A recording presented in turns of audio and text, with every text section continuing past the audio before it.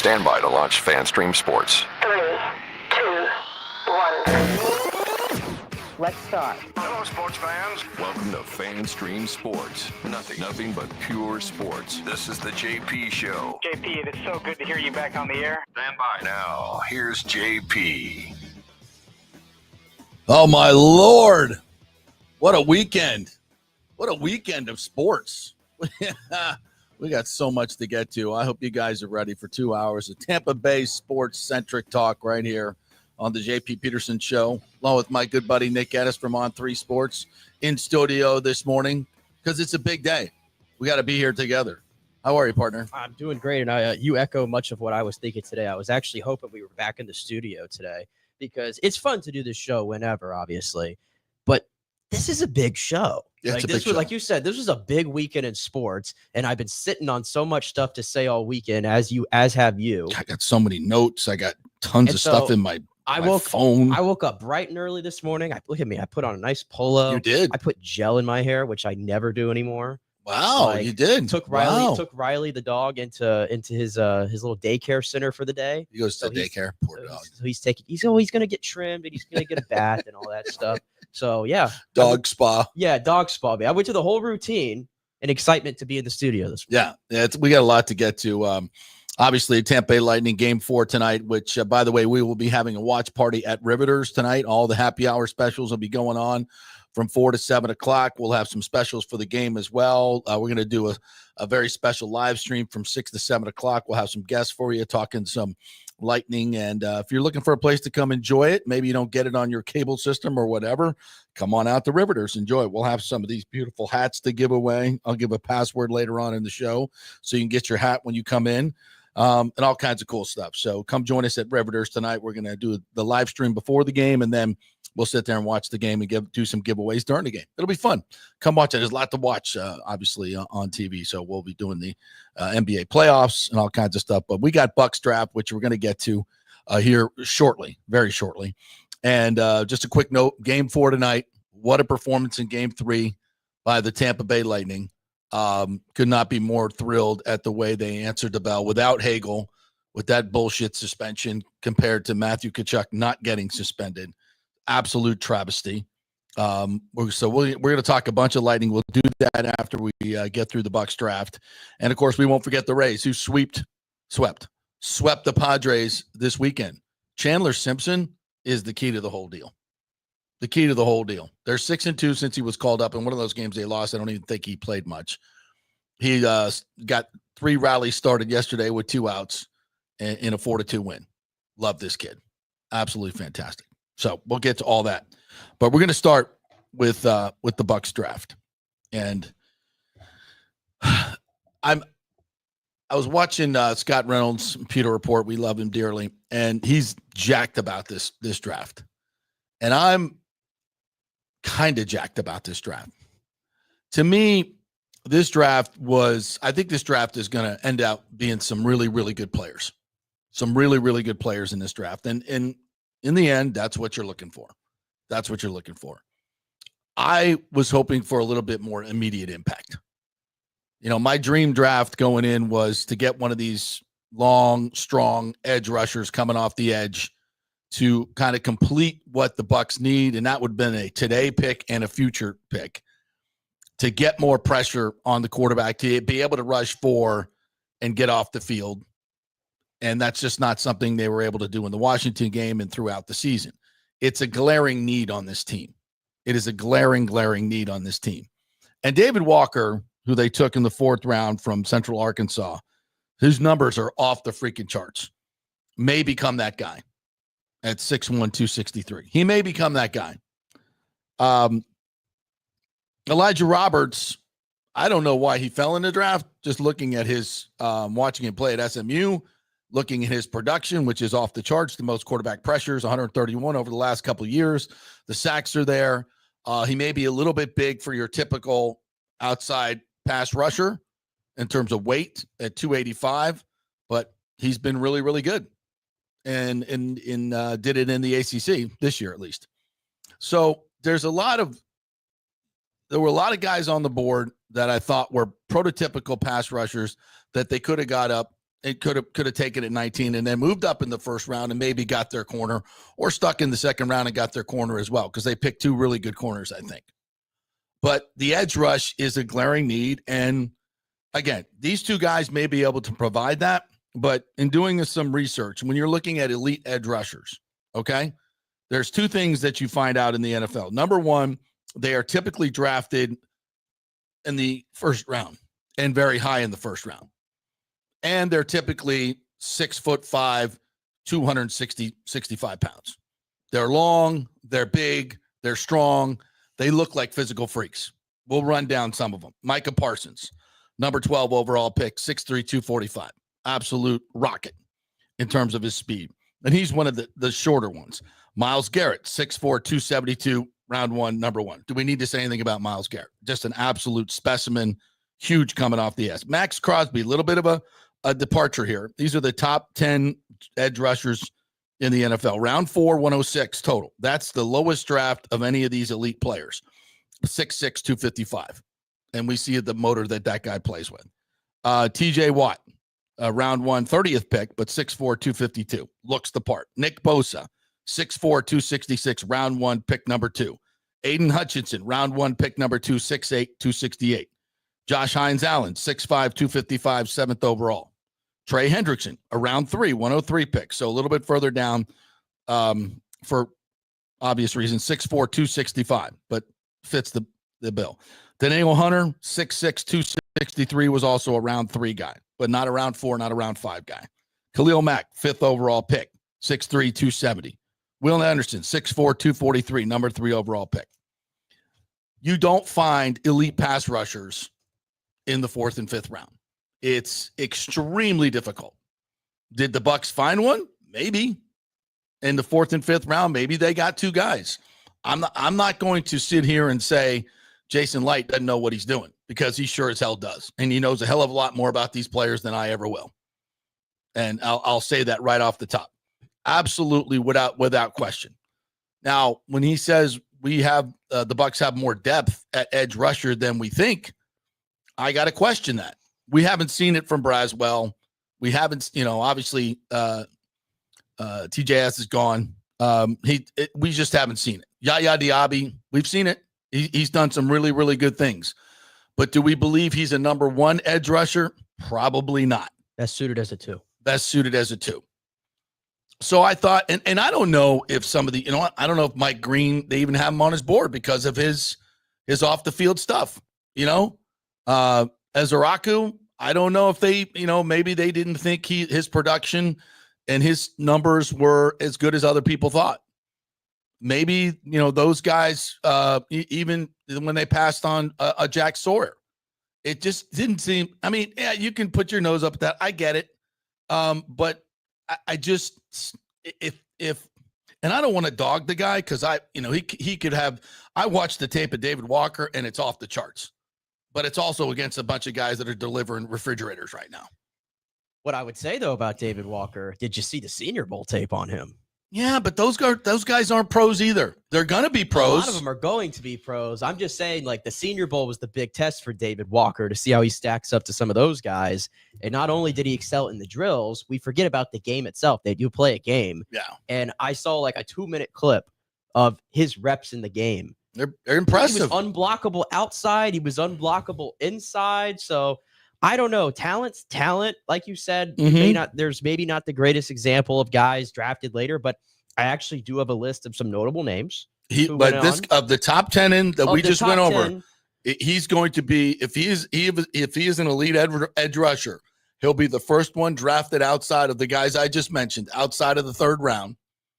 And none of them are even close to his size. There are no 6'1", 263-pound elite edge rushers on that list that I just mentioned. No, I don't think he has potential to be a number 1 guy. Let's just get that out of the way. That's what the Bucs need. The Bucs do need that, but you can't address everything in the draft that you want, and you have to consider the value. And if you look at the Bucs draft, I think it's clear to me they did address some needs, obviously going corner back to back rather, but they did, I think, for the most part, stick to the best player available. Yeah, and that's always a great idea. Because, you come out here today and everybody, and myself included, is looking at, well, they didn't really address linebacker. Well, guess what? This linebacker class kind of stunk. Yeah, there were a couple gems. Guys. Right, yeah. The Chiefs, I know like the Bucs probably really like Jeffrey Bassett out of Oregon. Well, the Chiefs moved up and got him literally one pick in front of them. I know. They were probably going to take him. I have to think they might have ripped it on Jeffrey Bassett, but after that, they were like, well, we're not going to force it. So, which is smart. See, I don't want this coming off as I don't like this draft, because I think this draft was a really good draft for the future. I think it buoys the roster. I think you're a better team moving forward by this. I think they had another huge, but I think also when you're in a Super Bowl window, you got to be a little bit more aggressive. I thought the Bucs could have been a little bit more aggressive, even leveraging future draft picks.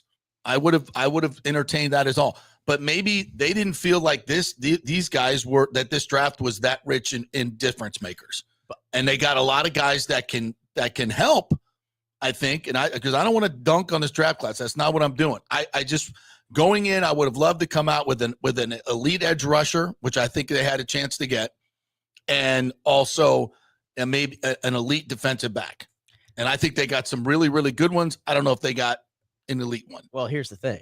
See, I tend to think the Bucs did get two absolute difference makers, because Emeka Egbuka, in my opinion, I love him. He was outside of Travis Hunter. I actually thought he was the second best receiver in the draft. I don't really think he has much bust potential at all. Oh, no. He does the grinding work.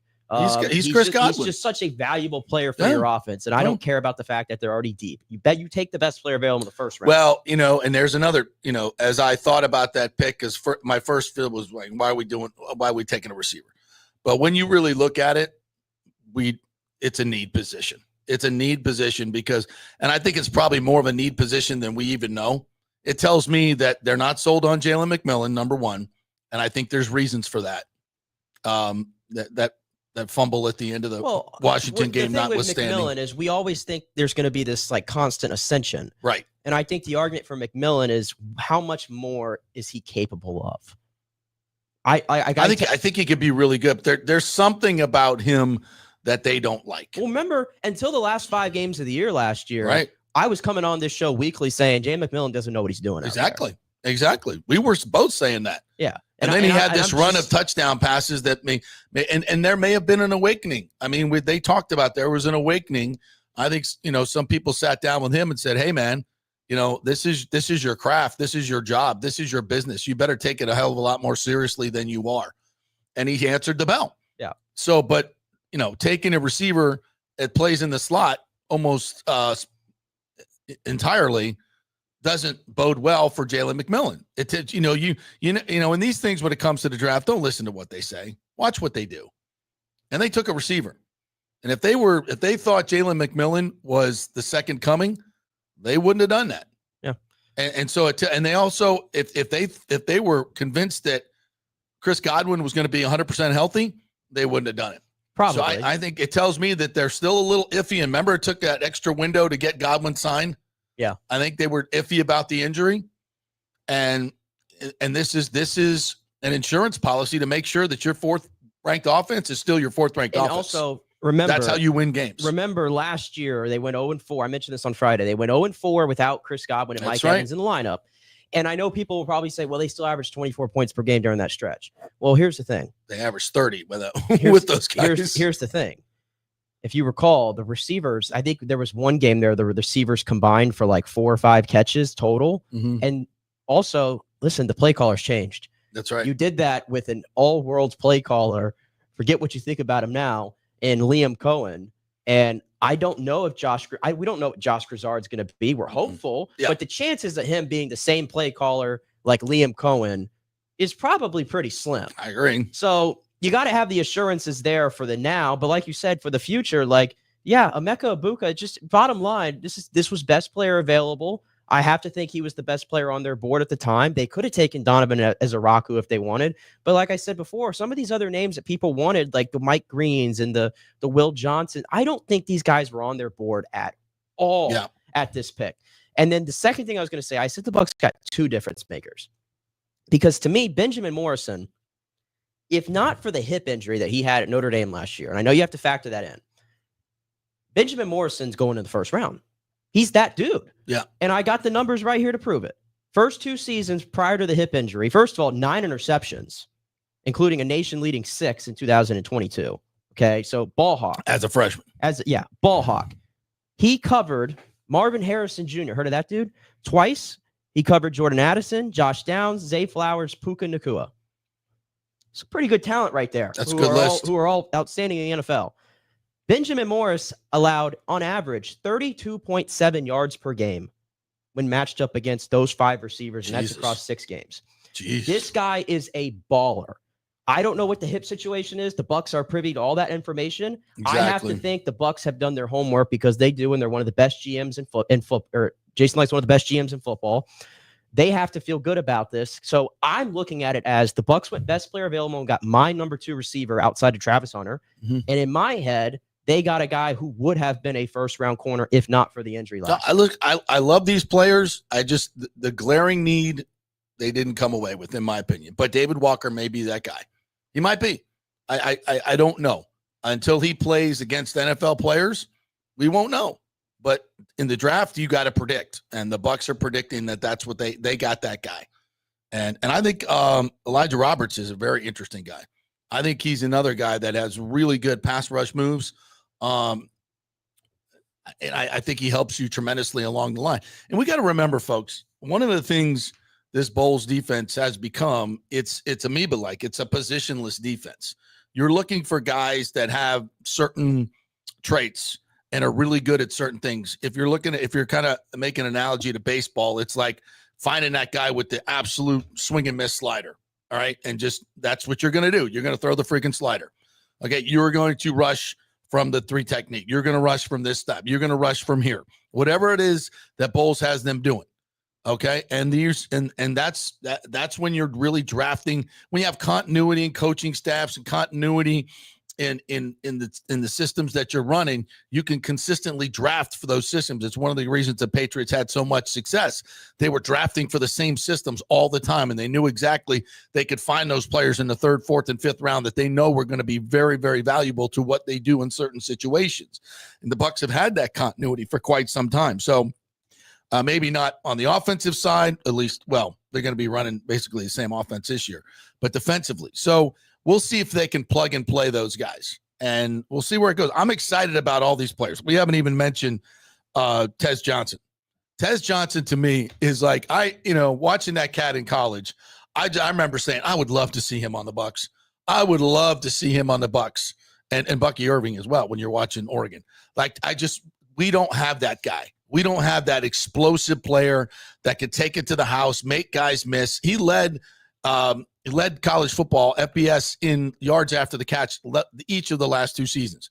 The dude's 5'9", 154 pounds, and you can't tackle him. He's just too elusive.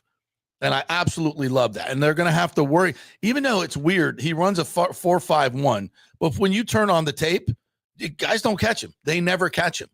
They never catch him from behind, from the side, from anywhere. Yeah, the interesting with Tez Johnson, so he ran, I think, a 4.51, 4.51, yeah. Which obviously for a guy who's 157 pounds doesn't sound great.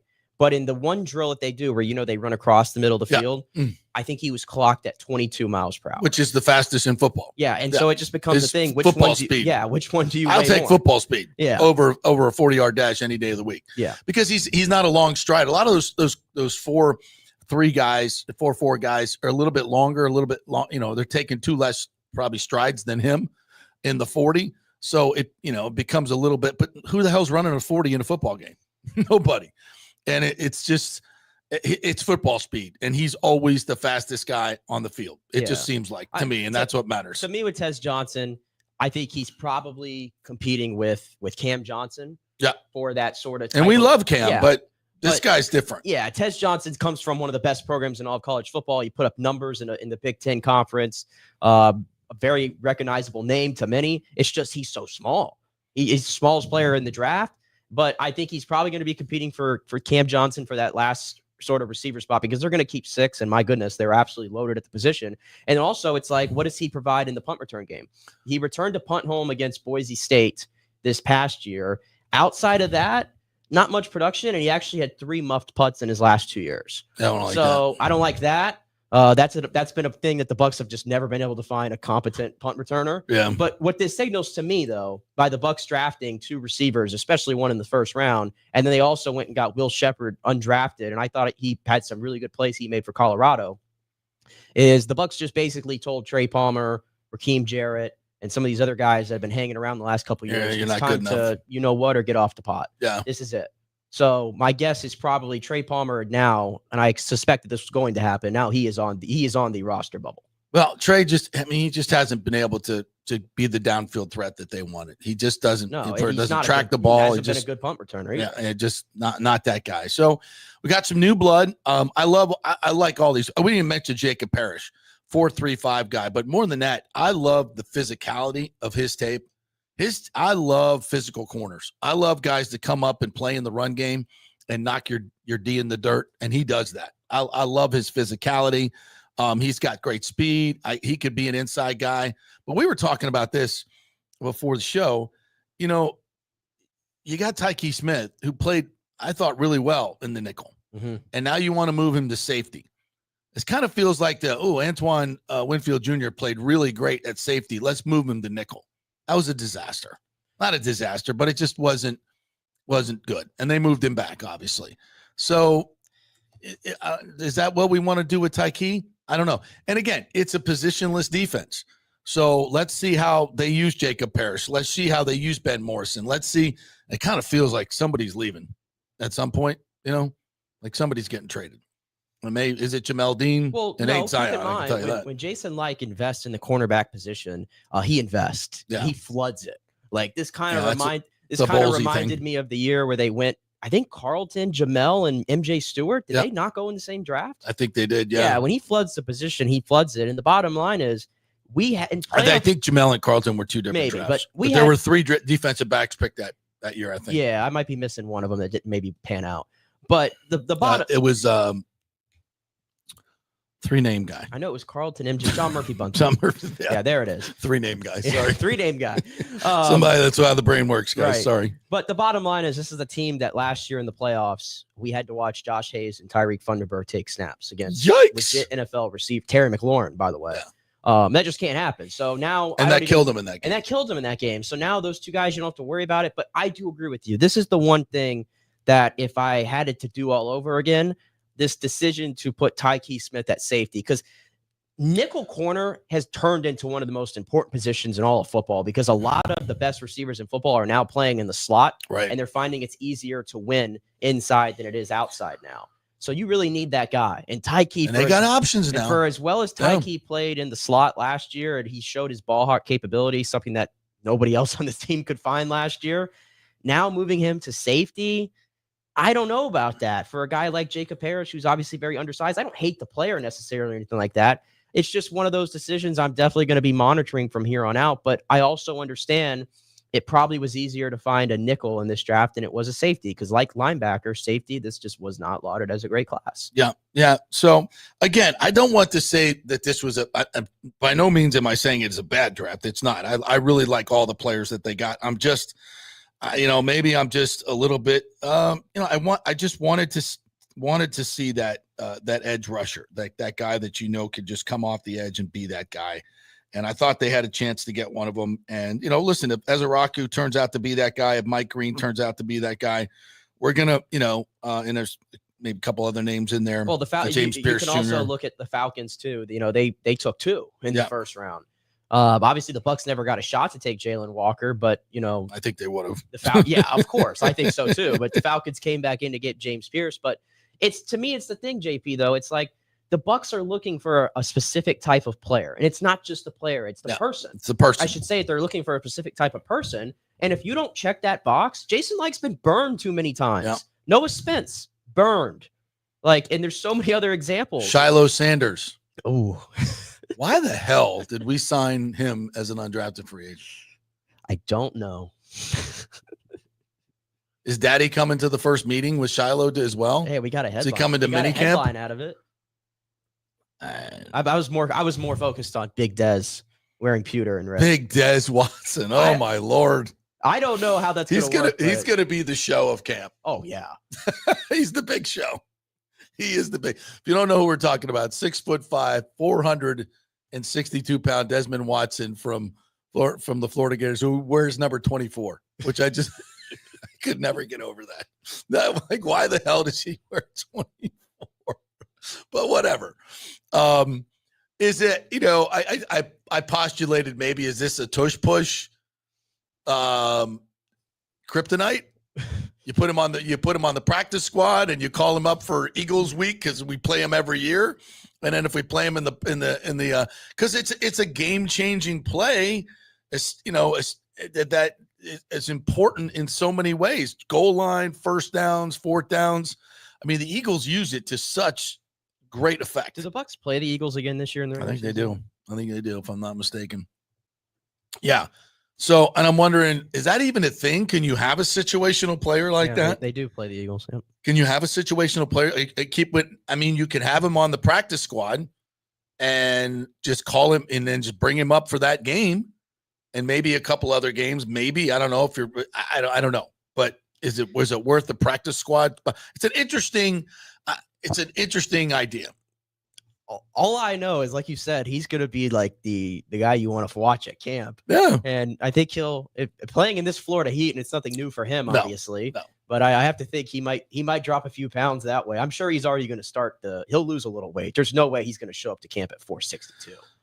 We'll see. Listen, I'm not like the Gators hadn't tried to slim him down, Yeah, but they know what they're doing. This is the NFL now, so I'm sure it's. But the visual of Vita Vea next to Desmond Watson, and then a freak like Yaya Diaby next to another. I think Elijah Roberts, his body type is freakish. Yeah, 295, and he was running like a 4.75 in the 40. Yeah, like he's a really big dude. Like, I don't know why that guy slipped. That to me is.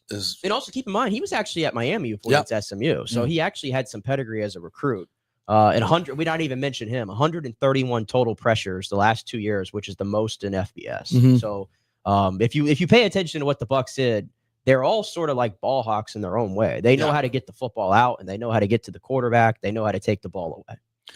So just a couple other notes, just numbers on David Walker: 83 quarterback pressures, 64. Sorry, I don't know. Some of my notes here are screwed up. A lot of numbers from David Walker in Central Arkansas. The problem is you can't read your own. You can't read your own stuff. This stuff is so bad. I think we mentioned. The overall defensive grade of Elijah Roberts, 91 and 92 per PFF in his junior and senior, or his last two years. Yeah, that it's very difficult to grade. Even if you're doing PFF, you don't like them, whatever. It's really difficult to grade out over 90, and to do it consistently speaks very highly of him. And he made the jump because he had a lot of production in 2023, and that was in the American. And you had mentioned he goes to the ACC. Production stayed the same. Yeah, absolutely. Tez Johnson, 80 plus catches 2 years in a row with two different quarterbacks. Bo Nix, his parents actually adopted the kid. His interview was so fun to watch. He's confident and without being cocky. Yeah. Just really fun. And the one thing you notice about all the interviews, I watched all the interviews from these guys. They all seem like professionals already. They really do. They're all very, they're leaders on their teams. They're all about ball, which is something that has been put to the top of the list. It's something that Rondé always talked about. He always talked about when guys come in, rookies come in, you can tell who are the guys that want to be ballers and who are the guys that want to be NFL players. Mm-hmm. Like, I'm an NFL player now, and all the accoutrement that comes in is, he can put them in two separate camps, and normally he's right. And all these guys football is the most important thing. I mean, you saw Benjamin Morrison when he got the call. I mean, the dude was just blubbering about it, and the fact his dad played with his dad. I mean, Bowles played with his dad is kind of interesting. But it come from great families. They're leaders. They're just, it checks all the boxes from a character standpoint. And that's why you have the room that you have the room now. Yeah. Now, I said, we want some dogs. There's some dogs in here. There's some, even though they're professional and there's you watch them play, especially Jacob Parrish. I love his tape, and Morrison too, both very physical corners. And maybe that's something that we're lacking. I don't think Jamel Dean is a physical corner at all. He can run with guys and he can cover guys. He can't catch and he's not very physical. I mean, I'll tell you right now. I mean, if Benjamin Morrison is healthy and he looks the same as he did in 2023, Jamel Dean's not long for that starting spot. I'll tell you right now. There's no way. I mean, the downside is you could downsize this draft and say Ibuka's not going to be a starter. Why take him now when we're in the Super Bowl window?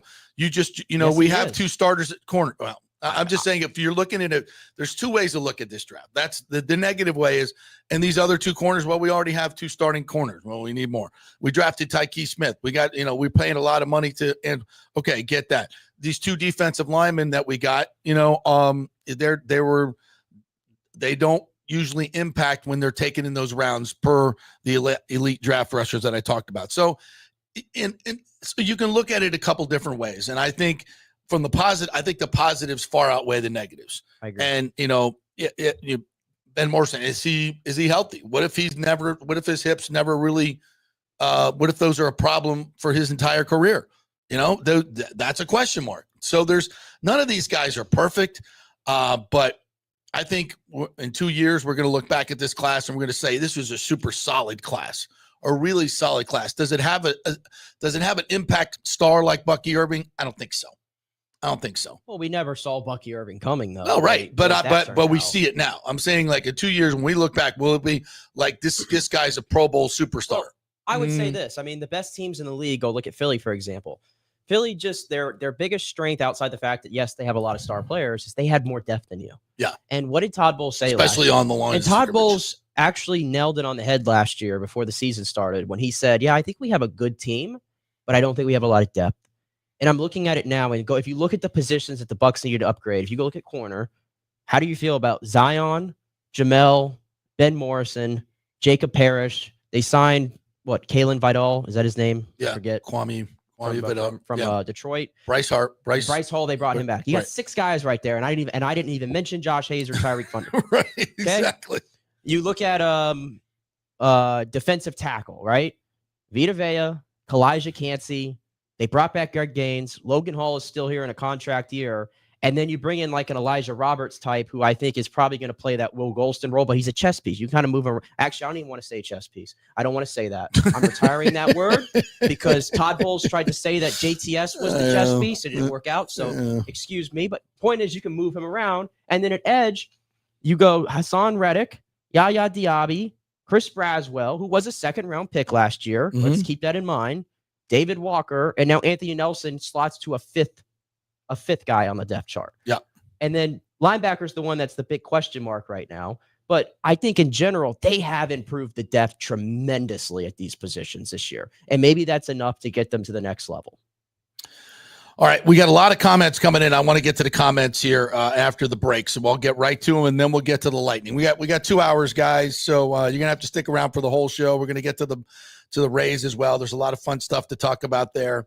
And hear from John Cooper with what I thought was a very strange answer. And lots of good stuff coming your way. We're coming to you from the Jeeves Law Group studio here in beautiful South Howard, South Tampa here. Go on down to the website, JeevesLawGroup.com. That's JEEVES Lawgroup.com.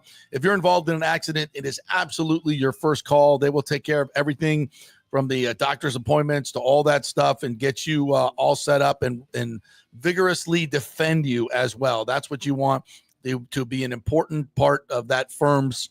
They're going to make you number one. That's what they do. If you go with some of these bigger firms, you kind of get the number treatment. Jeeves Law Group, JEEVES Lawgroup.com. 930 spokesman, offices, Tampa, St. Pete.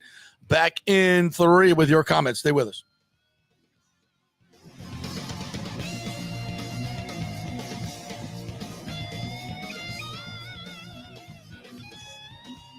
Spring means a time of renewal and Rays baseball, and the folks at Italiano Insurance want to welcome the Rays to Tampa and remind you it's time to renew those insurance policies with the now famous Italiano Insurance Checkup. Let the experienced and friendly agents shop your policy for the best price and coverage. Famous for saving me over $1,000 on our auto insurance last year and over $500 on our homeowners. Now that's a grand slam. Might as well get a double play by adding flood insurance and business insurance to your portfolio. Costs less than you think, and trust me, you do not want to risk your home or personal wealth. That's a big whiff. So step up to the plate and call 813-877-7799 and chat with the all-star agents at Italiano Insurance. 813-877-7799 or go to italianoinsurance.com. Go Rays! JP here for Riveters, our new official sports bar and grill of the JP Peterson Show. And just like our show, no BS, no corporate chain feel, just amazing, authentic folks serving great comfort food in a casual atmosphere at unheard of prices. Riveters is located just south of Raymond James and Steinbrenner Field on Dale Mabry, walking distance to the park, so free parking, great place for pregame and postgame. Let's talk about fresh food. Nothing is frozen. Burgers, wings, prime rib, roasted fresh daily, never frozen. That makes a huge difference. The mahi, the salmon, also super fresh.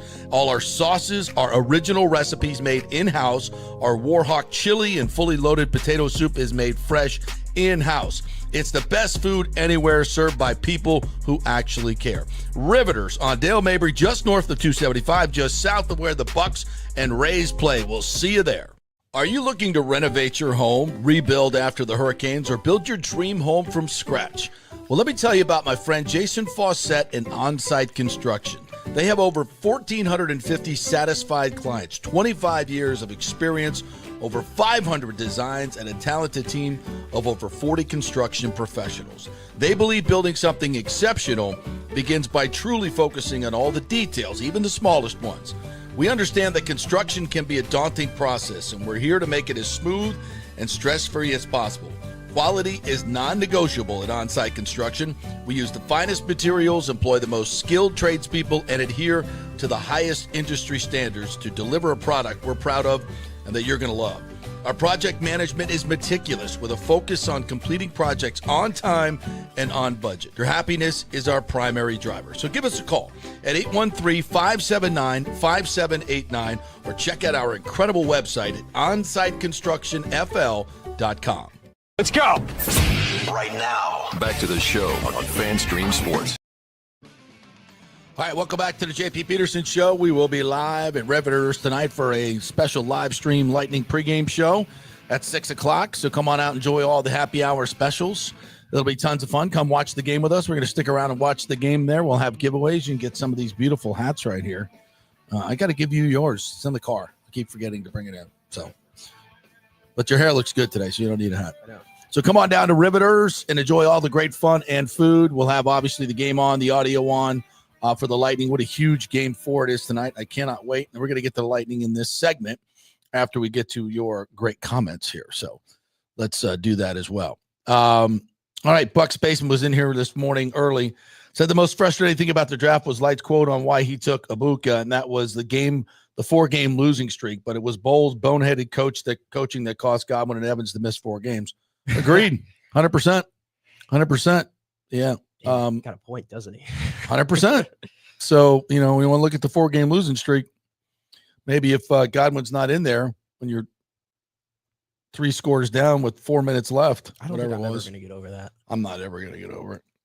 And I see NFL teams do this all the time. I just don't get it. You got other players, put them in there. Well, we're not going to talk Rays just yet. William Mad said, morning, gents, great comfort world. We did not come to an end because Deion's son did not get drafted till the 5th round. We will talk about that a little bit later in the show. I didn't want to steal any time. You guys' time is precious, and you want to hear about the Bucs and the Rays and the Bucs. We're going to do that at the end. We're going to get to it. Yeah, there's enough Mel Kiper for you to it's just go around. I'll just say this. That was one of the most ridiculous things I've ever seen in my life. But coming from ESPN, it's totally on brand. 1,000% on brand. Let's be divisive if we can and ignore all the other great players that are getting drafted and fill up the airtime instead of talking about these great players, talking about that. But we'll get to it a little bit later on. Jeremy says, do you have any more information about the Ybor Gasworks site saying there's no room for a stadium? They actually said this 3 or 4 years ago, too, when the Rays passed, that there was no room. They were moving on with development, and they never did. So I don't know if it's, one of those urgency plays. There's also the Ybor Harbor that is still available. There's also the fairgrounds. There's also, I think, a lot more momentum for the Ray J site and putting the stadiums side by side. So, but I don't want to get into that, but just I wanted to just throw that out there, Jeremy. And we'll talk about a little bit later in the show if we have time. We'll talk about that. Kenneth McClary or Michael LeBrew says, good morning to you. I have to believe that this was not a talent-rich draft and that Jason Light's plan was just take the best player available. Light gets the benefit of the doubt, but time will tell. 100%. Absolutely, Michael. You said it better probably than I did. I wanted an elite pass rusher. I think maybe there was somebody there, but maybe they're not. Only time will tell. If these guys, James Pierce Jr., Mike Green, Ezaraku, turn out to be legitimate edge rushers like those 10 guys that I talked about, then there was a big whiff. Yeah. It was a big whiff. If they don't, then they don't. I'm just, like he said, like Jason Light deserves the benefit of the doubt because damn right he does. I mean, haven't you guys got the memo yet? The Bucs are supposed to be the Bucs are supposed to suck still, right? Yeah, now. right. Nobody remember, like we're not supposed to be winning games. We're the Bucs. Brady left us. We're supposed to suck again. Oh, yeah, that's right. And because of his amazing drafting and amazing roster construction, that hasn't happened yet. Yeah, we made the playoffs 5 years in a row. Next year either. That's right. Kenneth McClure says, I want to thank you, JP, for prayer the other day. Can't tell you how much I appreciate that. Thank you. How's your daughter doing? Let me know. We'd like to know. I'm guessing well if you're in here. I'm now personally on the draft. There's a player that I think will kind of have an upset in position, but I'm an expert. But I think the wide receiver from Oregon will either push or take Trey Palmer's spot on the roster. Watching some highlights, I think he runs with more aggression and elusiveness than Palmer does, especially when it comes to punt returns. Palmer also takes steps back. The thing about him is he catches the football, number one. He catches a lot of footballs, 80 plus every year. And he puts up a lot of yards, and he has more yards after the catch. He looks a lot like Bucky Irving, except at the receiver position. Can we use that? Hell yeah. I mean, the Bucs have long been searching for that gadget piece in their offense. And this is a guy who has college production to match it. And maybe potential. Maybe he's better at taking handoffs on the jet sweep than Jalen McMillan is. Yeah, or Julio Jones a couple years ago. James says, great draft for the Bucs. Ben Morrison is a home run if healthy. Most analysts give the Bucs an A or A+. We've upgraded the cornerback position of Walker. Could be a steal of the draft. Could be. He could be. We shall see. How about the Falcons trading their number one next year for James Pierce? He might be real good, but to trade number one, I trust Jason. Hopefully Braswell steps up. Reddick will help immensely. Look, if you're close, if you're in the Super Bowl window like the Bucs are, and you want to get a piece early, and he's in the draft and you like him, and I know the Falcons got panned. A lot of people laughed about it, but if you need a piece and you think he's that guy, if James Pierce Jr. turns out to be a double-digit sack guy, what are we going to be saying? We whiffed, and they moved. So if you use your number one next year to get a number one this year, and if you're right, you're going to be picking in the late 20s if the Falcons go to the playoffs, and if they're right, and we don't know if they're right yet. So if he's a double-digit sack guy and they go to the playoffs and they're picking 26 next year, I mean, everybody said it's the dumbest move ever. I mean, did they give up a lot more than they should? Maybe. Well, it was magnified because there was a trade up, legitimately the spot before they made their trade, and there was no need, and that was for a quarterback on top of that, right? And there was no extra first round pick next year going the other way in that trade to Houston that the Giants did, and then Terry Fontenot says, "Yeah, we're just going to trade next year's first two." For James Pierce Jr. I think it was a little much. For James Pierce Jr., who I think a lot of teams didn't even have on their draft board because of some high character concerns. And that's something that the Falcons clearly don't put a whole lot of value on. So we'll see. We'll see. I'm not saying they're right. I'm not saying they're wrong. I'm saying we'll see. But let's not. I mean, I think a lot of people went a little bit overboard because it's the Falcons, and Fontenot doesn't know what he's doing. So he does not. You give him the benefit of the doubt that he's wrong because that's normally the case. But I'm like, if he's that guy, and look, he played well in the SEC. He's got numbers. He's a very athletic guy. He looks the part. So, but if he's a knucklehead, he ain't going to be there anyway. So we'll see. chances are they're wrong because they're normally wrong. Yeah. And that's what you do. I know David Walker signed at the Senior Bowl, but let's not. It's an all-star game with a lot of basic stuff going on, so let's not go crazy. Again, if David Walker turns out to be an elite pass rusher, he will be the first one of his ilk. I mean, when I went down that list, nobody looks like him. Nobody was drafted as late as him. So that would be a very, very much a outlier, but the Bucs have done that many times, but not with edge rushers. It's a different type of deal. What else we got? Richie P, good morning to you, said, looking at bringing the kid out of Plant City at the end of the day, maybe the biggest value if he comes in and helps stop the tush push once a year. I think this is a very interesting. He's talking about Desmond Watson from Florida, the 465-pounder. Yeah, I think it's an interesting move because if you put Vita Vea and him in the middle, and the Bucs have already stopped a tush push, I think 3 times. Yeah. Then maybe that's a specialty thing that he does. I don't know. It'll be interesting. Bring him in for that one game. Make him active. Yeah. You can do that, right? It's not like somebody's going to steal him off your practice squad. I don't think, because if somebody wanted him that bad, they would have drafted him. Yeah. So, it's a one-trick pony. It's fine. That's a big trick. If you could stop that, that's a big deal against those guys. Nathan Ellis says, Nick, thank you. This was a 2025 linebacker trash class. Boy, was it ever. Boy, was it ever. Not a big fan. John Hill says the NFL draft is an art, not a science. Pre-draft or job interviews, and some people do not fit the organization culture. Summer training camp will prove who are the men and who are the boys. Absolutely. Richie P says, outside of age and injuries, Bucs getting Ibuka may have been more to do with light thinking we need 4 solid receiving threats to win a Super Bowl. See 2021. Yeah. I don't have a problem with the pick as much as I did at first. I was going to say that a lot of people talked about, there's too many mouths to feed and how are you going to pull this off? I'm like, the Bucs were psychotic enough to put Mike Evans, Chris Godwin, Antonio Brown, and Rob Gronkowski on the same roster. Yeah. And said, have at it, Tom. Yeah. And I know Tom is Tom, and, he had a unique way of finding everybody their targets. Playoff Lenny in the backfield. But Baker's not too shabby either. Nope. And he had no problem getting everybody. Even Kate Otten last year took a big step forward. Even Rashad White, his role in the passing game. You can never have too many skill. I mean, let's just say you say Emeka Ibuka is the 4th receiver on the team. They'll find a way to get those 4 guys out there at some point. Yeah. And Emeka Ibuka versus your 4th best corner. But it also gives, also gives you a chance to give Mike Evans a blow, which, he does a lot during the games. Yeah, nobody's taking Mike out of the game. Right. It's not happening. No, Mike takes himself out of the game. Yeah. Taps that head. But he should. He doesn't need to be out there for 75 plays. No, especially at this point in his career. No. Like, this is a longevity game. Yeah, exactly. I say do it. Mike knows when he needs to go. Frank says, from what was reported and I read, it wasn't an injury to his hips, but rather genetic defect. Yes, it was. Absolutely.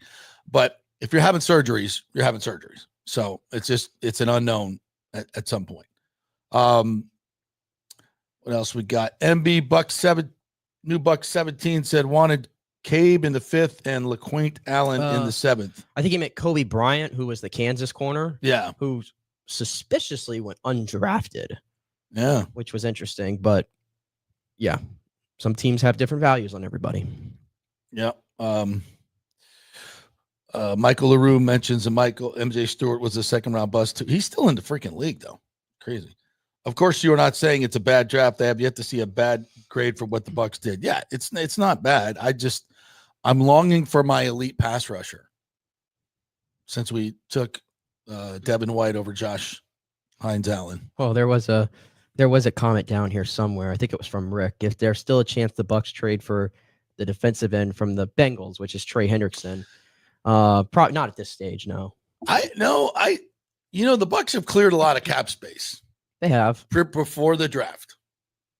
So I think this is interesting.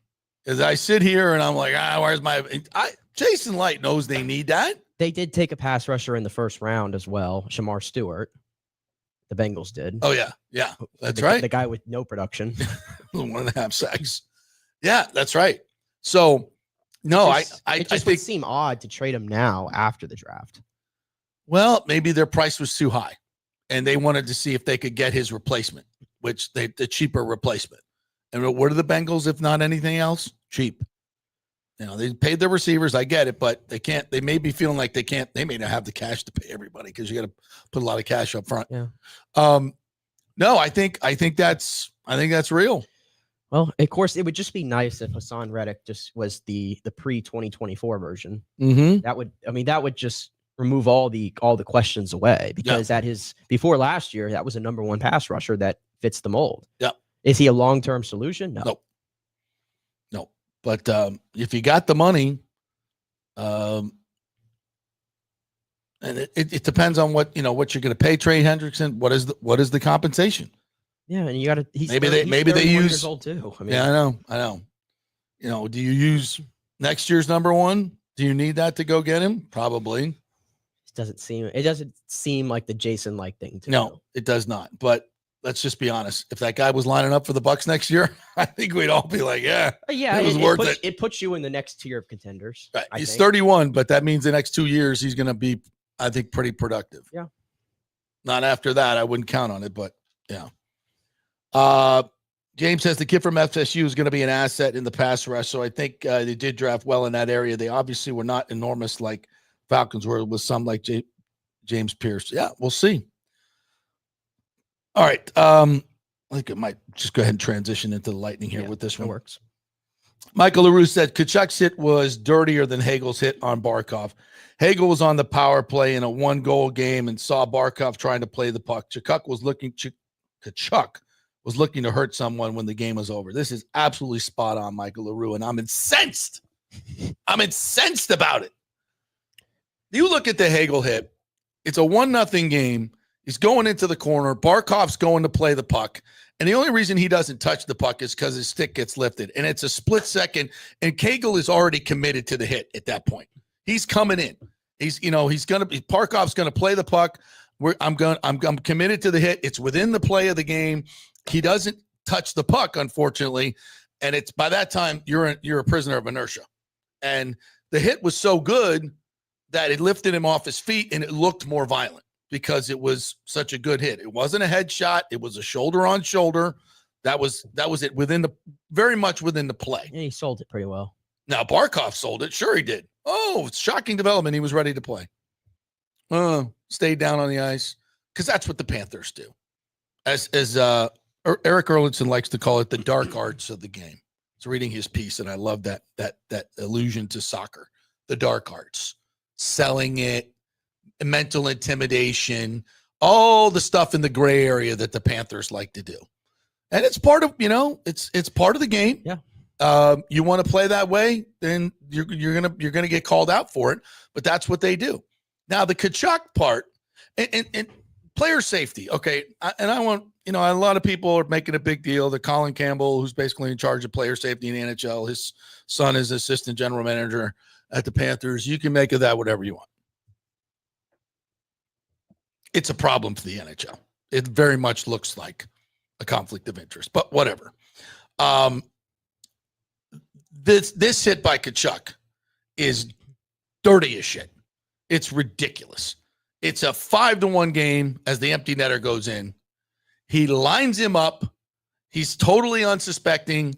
The puck is far away, and Tkachuk isn't even looking at the puck, or he's just lining him up. And he takes a cheap shot in a game that was well over, knowing if he gets kicked out, it doesn't even matter. And maybe also knowing that, the assistant general manager is the son of and he in the supplemental discipline will not be handed out. It's complete and utter bullshit that there's not even a hearing on this dirty ass hit.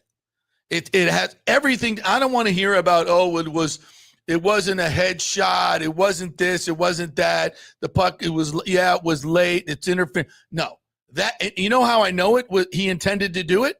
You know how I know he intended to take a cheap shot at Gensel? Because he's been screaming about it for 2 games. My partner on the postgame show, Brian Engblom, is between the bench, and he heard Tkachuk pointing at Gensel, pointing at Kucherov, saying, "You're next. I'm running you, and I'm running you." Right in front of the refs. So how do I know it was intentional? Because he told us for 2 games he was going to do it. Now, I know that chirping goes on all the time, but players aren't stupid enough to do it that obviously. And Matthew Tkachuk has a long history of dirty hits. So where are you? If you're in player safety, where are you with this? Everybody in the league knows it was a dirty hit, and he was intending to injure one of the best players, if not the best player in this series so far for the Lightning, Jake Gensel. If you're not suspending this guy for this hit, why do you even do this? Because there's no question it was a dirty hit, and it was intended to injure in a part of the game where the game was freaking over. It wasn't even in a 1-goal game in the run of play. And you're going to suspend Hagel? You're going to suspend him because it was a more ferocious hit? What does that mean? Because he caught him when he was off his skates and he upended him? Like, what? That should have nothing to do with any of it. And also, Hagel has no history as far as I'm concerned. 100%. And usually that plays a role in this player safety stuff. It should. Why do you think every time Tom Wilson does something, suspicious, usually player safety is right on his case, or Matt Rempe or whatever? Yeah, and the fact that there's a conflict of interest here is really, really disturbing. Yeah, I think very disturbing. Yeah, I think what I'm bothered by, the Hagel hit, I agree. Barkov did not touch the puck. But he was going to touch the puck. Yes. But he didn't touch the puck. So It's called interference. Yeah. I got you. I'm with you on that. Yeah. That's by the technical reason that is. I wasn't even sure if that should have been a 5-minute major. I don't believe Emblom didn't see that. Let alone a suspension. But here's the thing. It happened. It became a suspension. So in my eyes, now we fast forward to this hit. And like you mentioned, it's a 5-1 hockey game. The game is over at this point. You see Tkachuk line him up. He knows what he's doing. Every bit of it. Let's not act, ridiculous here and say, "Well, get this." No, he knew exactly what he was doing. He was retaliating for what happened to his teammate and his captain, and Alexander Barkov. And you could tell, like, it looked like 2 full seconds went by at least before he actually executes this hit. The difference is this hit didn't have it didn't look like it was like some crazy he didn't hit. Because Gensel didn't play it. Popped right back up. That's right. To be okay from the whole thing. It wasn't a big show, but you already set the precedent 2 nights earlier by suspending Brandon Hagel for this game, and now you decide to not even have a hearing for this one. Ridiculous. All I'm asking for is consistency. Full disclosure. Ridiculous. I don't think either hit is worth a suspension, if I'm being completely honest with you. But because you suspended one player for a hit, to me, the logical thing to do is to match that with a suspension for Matthew Tkachuk for retaliating. Well, they didn't do it. So that's what I'm bothered, is there's just no consistency with these calls. There's no consistency. There's the appearance of conflict of interest, number 2. And I think if in the end you're trying to make this a safer game, okay? If you're trying to make the reason for discipline is what? To make it a safer game. So players don't this is an example of something you should not do. And if you do it, you're going to get suspended, right? Intent is obviously there to injure. It's clear that he knows the puck is away. Hagel didn't know he was not going to touch the puck. Not at that point of the hit. He did. Tkachuk damn well knew the puck was gone. He was looking at it right there. Yeah. It was right in front of him. And then he was telling everybody he was going to run at him. And he's done it before. And it's a 5-1 game. Like, this is a freaking poster child for a dirty hit that you want out of the game. And you're going, don't worry about it. We're not even going to have a hearing because it's not a hit. Like, what? Like, what are you talking about? Every player in the game, everybody who's watched hockey knows exactly what that was. And that's what you're trying to get out of the game. And you don't even have a hearing. Yeah. And you already suspended Hagel. Yeah. A key piece. And you know what the Lightning did? They said, F you. We don't care. We don't have Hagel. We're going to beat your ass 5-1. Yeah. We're going to beat your ass 5-1 on your home ice. And I freaking love it that they stuck it right up their flupus. Right up their flupus. We didn't have Hagel on the penalty kill, which was huge. Cirelli was in the box for 2 of those. Shout out Glendenning. Damn right. Yeah. Gergensons, Glendennings. Cirelli was out there for 2 of them. Gensel was out there. Nick Paul. Yep. Great. And, of course, Vasilevsky. Vasilevsky did a tremendous job on those. I mean, Andre penalty Vasilevsky, kills. the first game, most of the goals were not even Vasilevsky's fault. The goal that he allowed to Nate Schmidt in game 2 was a weird one where he would want back. It turned out to be an elite shot that just found a hole. At the end of the day, we've gone now 120 consecutive minutes and he's allowed 2 goals. Yeah. So Andre Vasilevsky is back to being locked in. But I'll tell you what, as we move into tonight with this whole situation, now Tkachuk and Hagel are back and they're going to be on the ice tonight. I know people are going to say that, oh, you probably should just rise above it and look past it. Bullshit. To hell with that. I don't care about the magnitude of the game. I'm not saying you got to go headhunting or anything like that, but somebody on this Lightning team, I don't care if it's Brandon Hagel. I don't care if it's Anthony Cirelli. I don't care if it's Nick Paul. I don't care who it is on this team.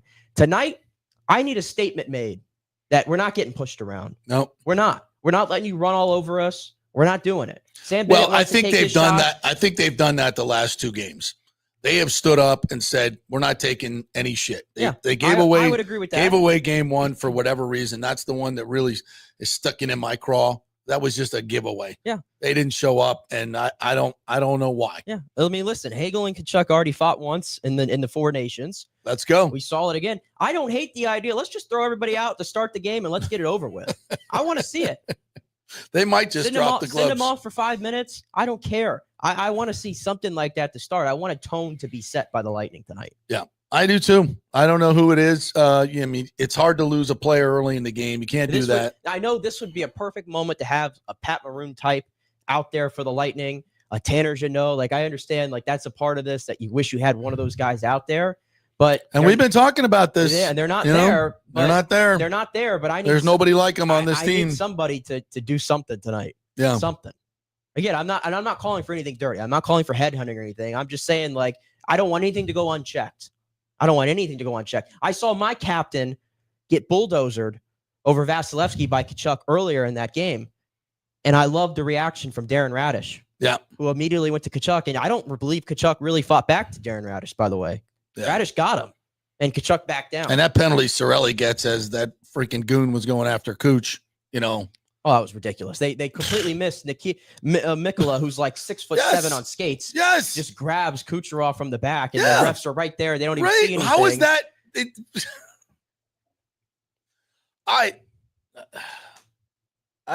Should we play the Cooper thing?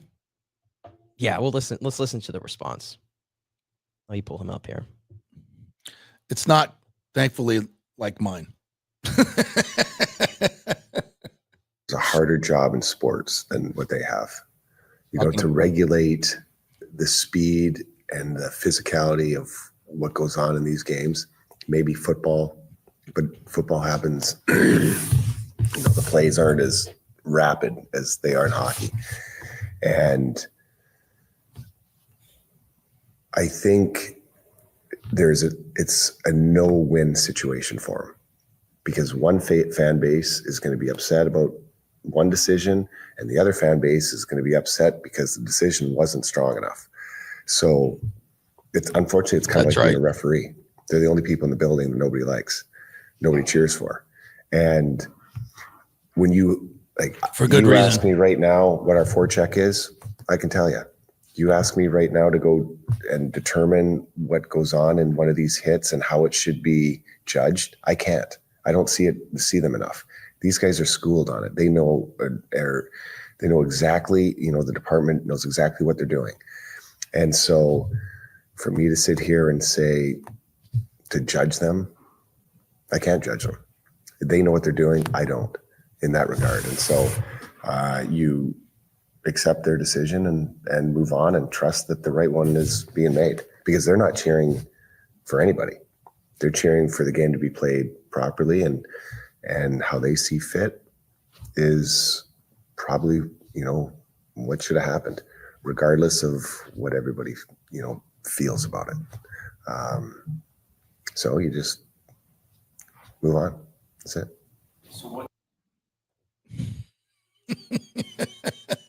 You're a better man than me, John Cooper. You're a Well, much better man.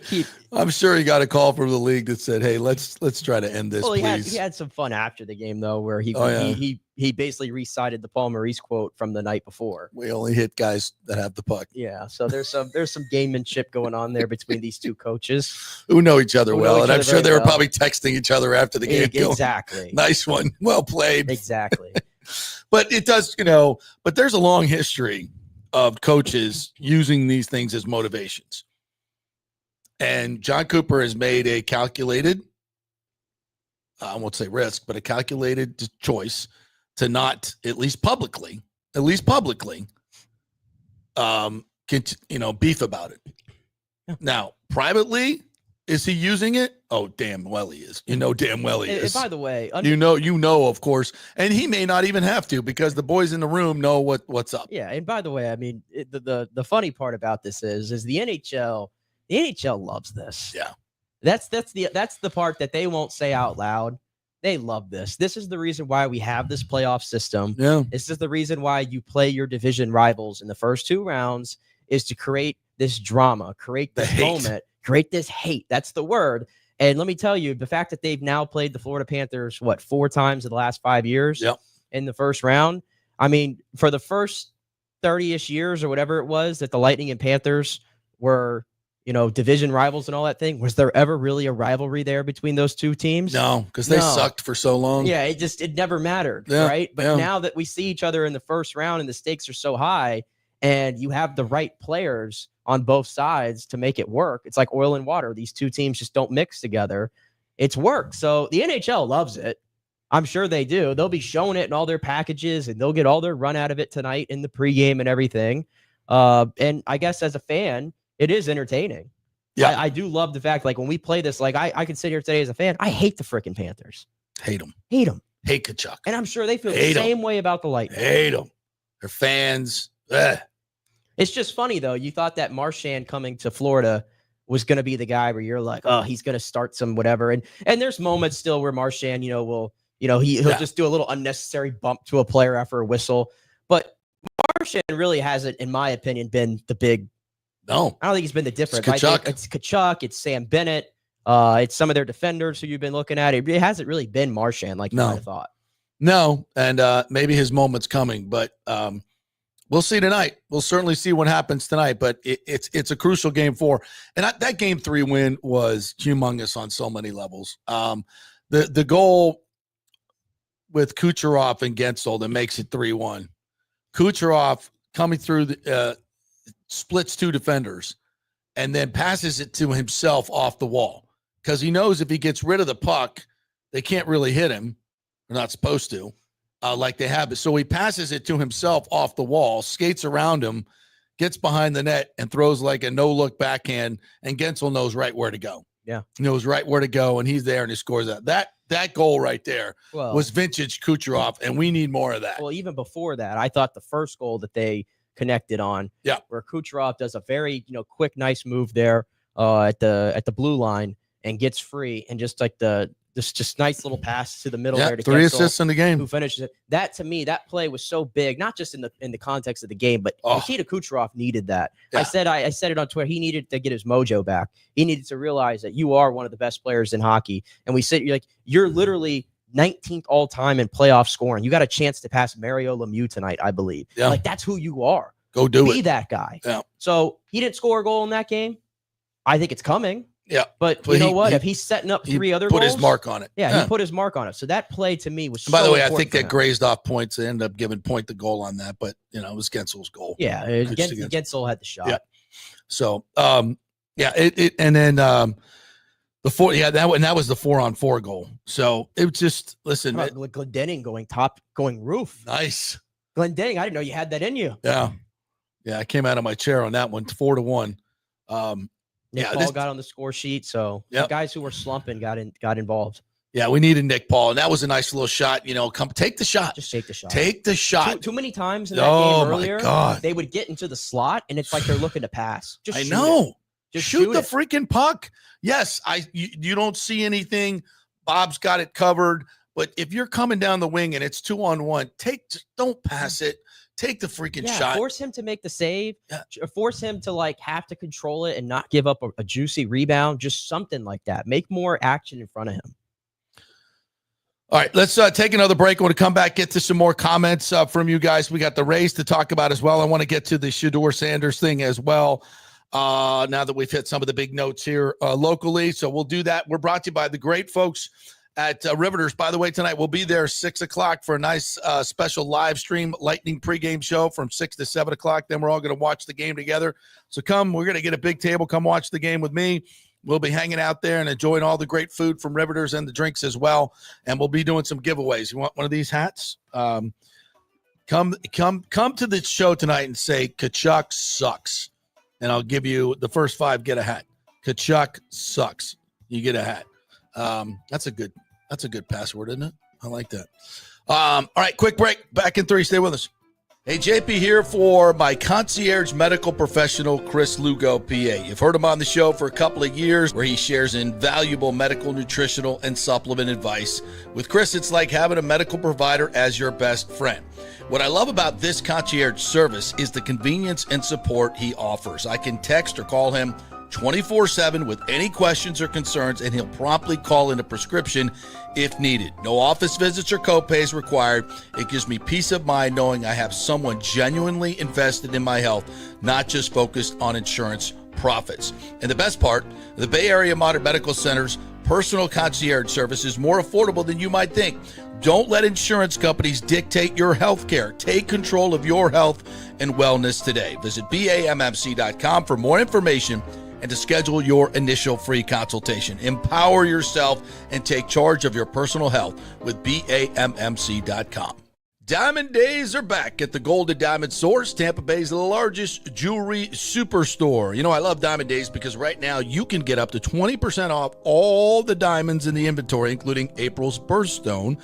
Plus, you can take advantage of 0% financing for up to 5 years. This means that if you finance $5,000, your monthly payment would only be $83. Best of all, your Golden Diamond Source diamond never loses its value. And listen up, all soon-to-be newlyweds, here's your chance to win a $2,500 shopping spree at the Golden Diamond Source, along with a wedding cake for up to 100 guests, created by the renowned celebrity chef, The Cake Girl, as seen on the Today Show. Entering is easy. Simply visit the Golden Diamond Source on Ulmerton Road for your chance to win big. If you want your special someone to say yes, make sure it's a Golden Diamond Source diamond. Visit us at 3800 Ulmerton Road in Clearwater. JP here for the Jeeves Law Group and my man Scott Jeeves, who lives right here and has long been a highly respected member of our community. He's a proud sponsor of the Tampa Riverwalk. Jeeves Law Group is also a proud sponsor of our Grand Central District in St. Pete and has neighborhood events throughout the year. He has an office on Central Avenue in St. Pete and one on South Howard in Tampa. You can't get more local than that. So when you need an attorney, you're going to hire some huge firm that advertises all over the state or the one that supports your favorite sports show.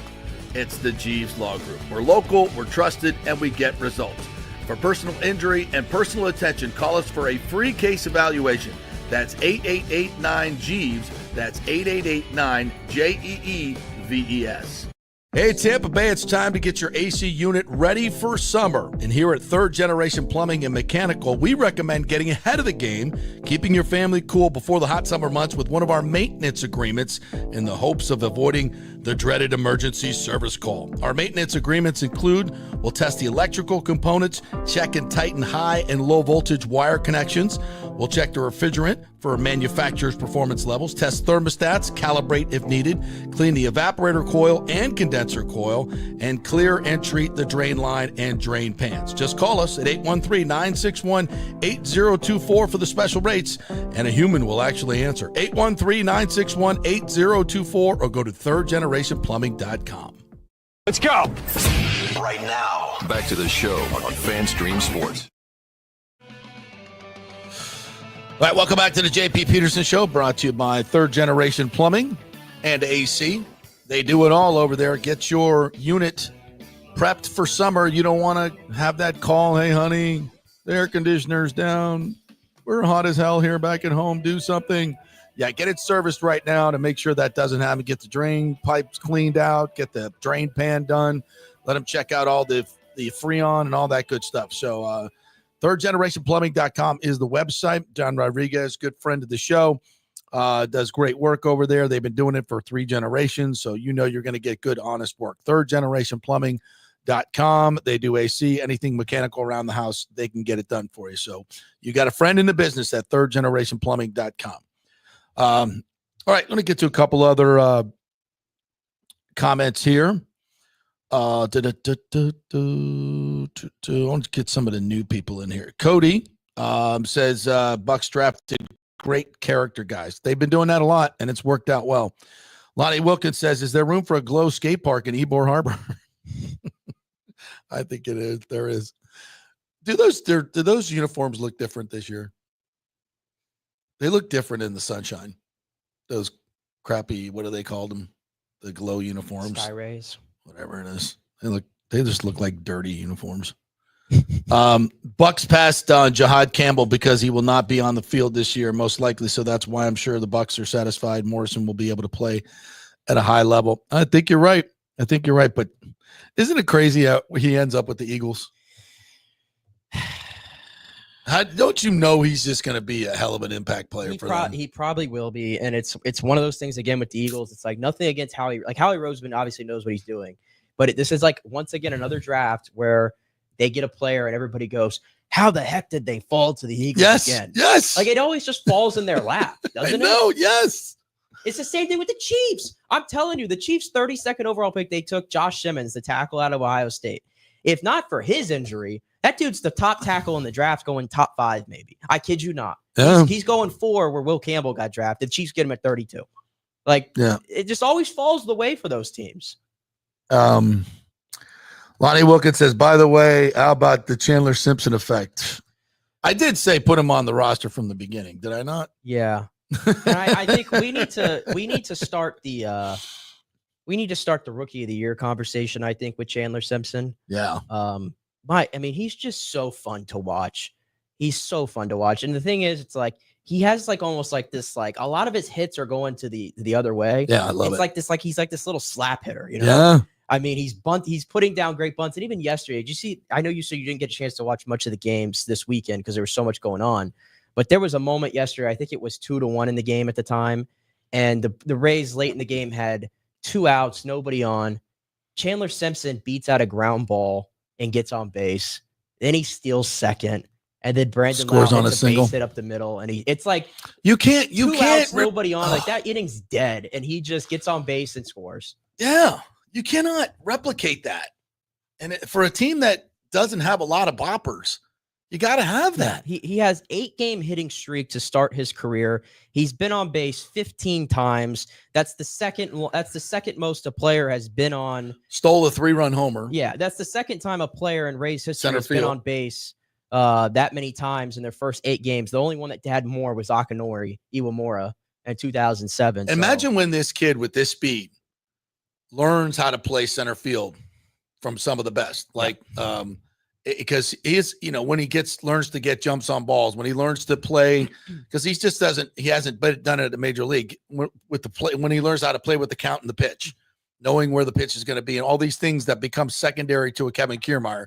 But when he learns that, you won't be able to get anything down in that outfield with that cat speed. Maybe Kevin Kiermaier, Mr. Eye Black himself, should have been a coach on this staff, not the Toronto staff. How about that? Well, he wanted to go to a real organization. Oh, whoa. Yeah. Rather be in Tampa than Toronto. Well, seriously, I talked to him about it. Like the difference between the two organizations, not from a baseball operation standpoint, but from the way they treat you, the way they pay you, the way everything. Like, it's like, wow, what a difference. What a difference. Yeah. Don't let me go down the rabbit hole, please. Please. Somebody told me the other day that Stu was in the Channel Club game 2. Oh, cool. That would have been interesting. Cool. Hey, can I buy you a drink? Buckin says George Paros had a player safety, played for the Panthers. Shock. Oh, there's a lot of conflict of interest going on there, isn't there? James said, no suspension for Panthers. Even the TNT crew said because Hagel suspended, they should. Everybody said it. Everybody said it except the NHL. It's not a good look. It's not a good look. Buckin says, this is where I wish we had Maroon, Bogo, Janot to go out next game and take out Tkachuk. Yeah, don't we all? He also says Tkachuk has a long history of these hits and Hagel has no history. Unbelievable. It is. It's on so many levels. And then, like, normally I wouldn't, say anything about the conflict of interest, but it's so bad in this situation. And the NHL should recognize that. And I'm not asking for them to go out of their way to suspend. If Matthew Tkachuk was suspended, would there be a lot of people besides the 6 people in South Florida that care? Oh my God, that's so unjust. Would anybody be saying that? I don't think so. No. No one would be saying it. It's one thing too to you have a hearing and you decide not to suspend them. Like the part that there's just no hearing at all is just that's the crazy part to me. Yeah, ridiculous. Can you imagine if Kucherov had been the one, by the way, who laid that hit on one of their star players? Oh my God, he'd be suspended for the rest of the series. Yeah, that's what I thought. Sergio Biltre says, I don't believe we answered the edge rusher issue in the draft. It's such a glaring need, and we didn't answer it in the draft. And by the way, the Bucs have $33 million in cap space. And if they get rid of Jamel Dean, they get another 9. Something might be coming. Do the Bengals wait till after the draft? See if they got their guy? Well, you still have to think about, they still haven't signed him. By everything we're hearing, they're not even close. Right. I mean, this might be something that just takes all the way until up to the beginning of the season where they have no choice to trade him. He might just say, I'm not reporting. I'm not coming. I want out. Mm-hmm. That's usually what will end up happening. We thought this was going to be a long saga for Myles Garrett. Mm-hmm. And then, money fixed all his issues, clearly. Right. So we didn't get that drama. Kenneth McClary says, update on my daughter. Is she still fighting and hanging in? She's got a long challenge ahead with her heart blood clot issues. Thank you for asking. Well, sending up prayers again, Kenneth, and we will continue to as well. And all the folks here continue to say that as well. Rick says, still praying, Kenneth. We serve the God of the universe. We also knows your daughter's name. That's right. So let's be hopeful. Rick says the Bolts are an older team. They need an earlier start time. That 8:30 crap was too late. I told you. That's tough. That was unhinged, man. Well, what do we got? We tonight? did well. We did well at 1:00, and we did well at 6:30. 7 o'clock tonight. Yeah, 7 o'clock tonight. Yeah. Okay. Back in the normal times. Yeah. Michael LaRue says the league doesn't want to punish Tkachuk. I guess the Lightning will have to hit him legally or wait till the right time, and the whole locker room pays for whoever gets the fine. I tell you what, if we're up 4 or 5-1 late in the game, Lilleberg, we can do without you for game 4. No, that's not nice. That's not nice. But please, but hey, I mean, hey, we gotta do what you gotta do. Rick says the Rays uniforms are probably dirty. Stu gave them a roll of quarters before leaving, said wash your own stuff. Oh, you guys are bad, man. Y'all are bad. There should be only positive things about the Rays today. After a 5-1 road trip, their first 5-1 road trip since 2021, by the way. Yeah. And it was a legit team. This was a legit ball club that they played. Padres were number 1 in the West, were they not? Going in? Diamondbacks not too shabby themselves. Yeah. Hell of a day. And how about the pitch?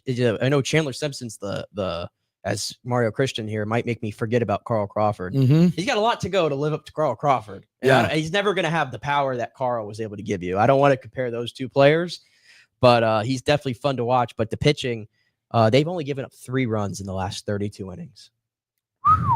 To that team in that park. My goodness. Timely hitting. They finally got some clutch hitting during this road trip when because remember, they 2 games against the Diamondbacks that went to extra innings, and they were able to get timely hits when they needed to. Bullpen locked it down. I mean, they got back to playing Rays baseball. Yes. And now they've been able to dug themselves out of this early hole, and they're back to 500. And our good friend Ryan Bass, who loves this show so much, had a great report on Zach Littell standing up in the locker room. And basically telling these guys, look, we're a good baseball team. Let's start playing like it. We belong here. You guys belong here. A lot of you guys coming up from AAA, you've proven yourselves early on. You belong here. Start playing like it and start playing smart baseball. And Chandler Simpson, I've said this for so long. In a lineup like this, where you've got, their batting average is not bad. But a lot of times, one of the reasons we don't score with runners in scoring positions is because sometimes we got guys on base that can't run. And we like Yandy. And this guy just changes everything. He just changes everything. And somebody told me, well, he should be the number 9 batter. No, I want him number 1, because he's going to get at least one more at bat a game than your number 9 guy. And every time he comes to the plate, he's a triple waiting to happen. So, and he hasn't even really got onto his stolen base streak yet, which is coming. So, because he hasn't really had a lot of good situations, but damn.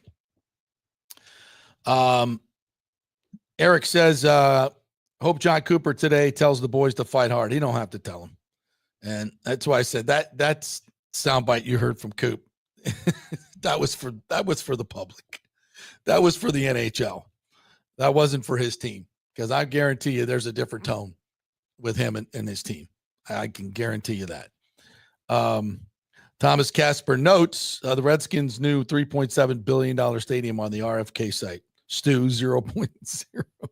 It's not that hard, folks. It's not that hard. It's just not that hard. I'm not going to get into it. Look at the Padres City Connects. Yeah, those City Connects are garbage. I don't care what you say. No, you didn't like them when they first came out. No. You were everybody else, including myself, were throwing pom-poms, and you had to put just a wet cloth over all of us. I think baseball is best played in classic uniforms, I don't know, but then I got Ashley loved those Padres uniforms. Hey, I think some of them. I don't know. I think some of them are really nice, but some of them just kind of have this, like they're just going for weird color palettes at this point and weird fonts. And that's why you got swept, Padres, because you wore those uniforms. Those crappy ass. I wish. What was it? Pink and mauve. I don't. What colors are those? I will say. I wish the Rays. I wish the Rays had their traditional gray uniforms still. Like, I don't know. I always loved, like, let's have a traditional gray, traditional white, and then a color alternate that you wear, usually on the weekend or whatever. I love that white and blue. I hate that when they. White and blue? I can't stand when the Rays wear the baby blue spring training jersey with the starburst on the side. Yeah, I hate that look. To me, I hate. But no, that dark blue, or what kind of blue is that? Midnight blue. I don't know what it is. With the white. The crisp white and the blue, that's my favorite jersey. That's my favorite combination. Love that. I just love white. Yeah, I never really cared for the Rays white uniforms until I saw them outside. Yeah. They glisten in the sun. Makes a difference. It makes a big difference. Makes a huge difference. When they were playing inside, I was like, ugh, white, boring, whatever. Yeah. All right. Let's take a break, and then we'll come back with the Shedeur Sanders portion of the show. We made it. We made it. I want to get to some other things as well. I'm going to talk a little bit about the Magic for you Magic friends out there. The prank on Shedeur Sanders. A couple other players got pranked. Oh, my God. It's so cringe. I see some of the video. Yeah. Oh, yeah. Dude, what are you doing, jackass? All right. We're brought to you by the great folks at Italiano Insurance. Get that insurance checkup. Make sure you have your business insurance. If you've started a side hustle, you got to have insurance, folks, because otherwise your personal wealth could be at stake. Also, get your flood insurance, even if you don't need it because of your mortgage. They don't demand it because you're not in a floodplain. Obviously, you need it. And make sure you're fully insured. So many people during this last hurricane were not fully insured because the value of their home and the cost to replace your home has gone up. So make sure you're fully insured. All those things Italiano can take care of and get you the best price. So let them do the work. You get all the benefits. 813-877-7799. Back in 3. Stay with us.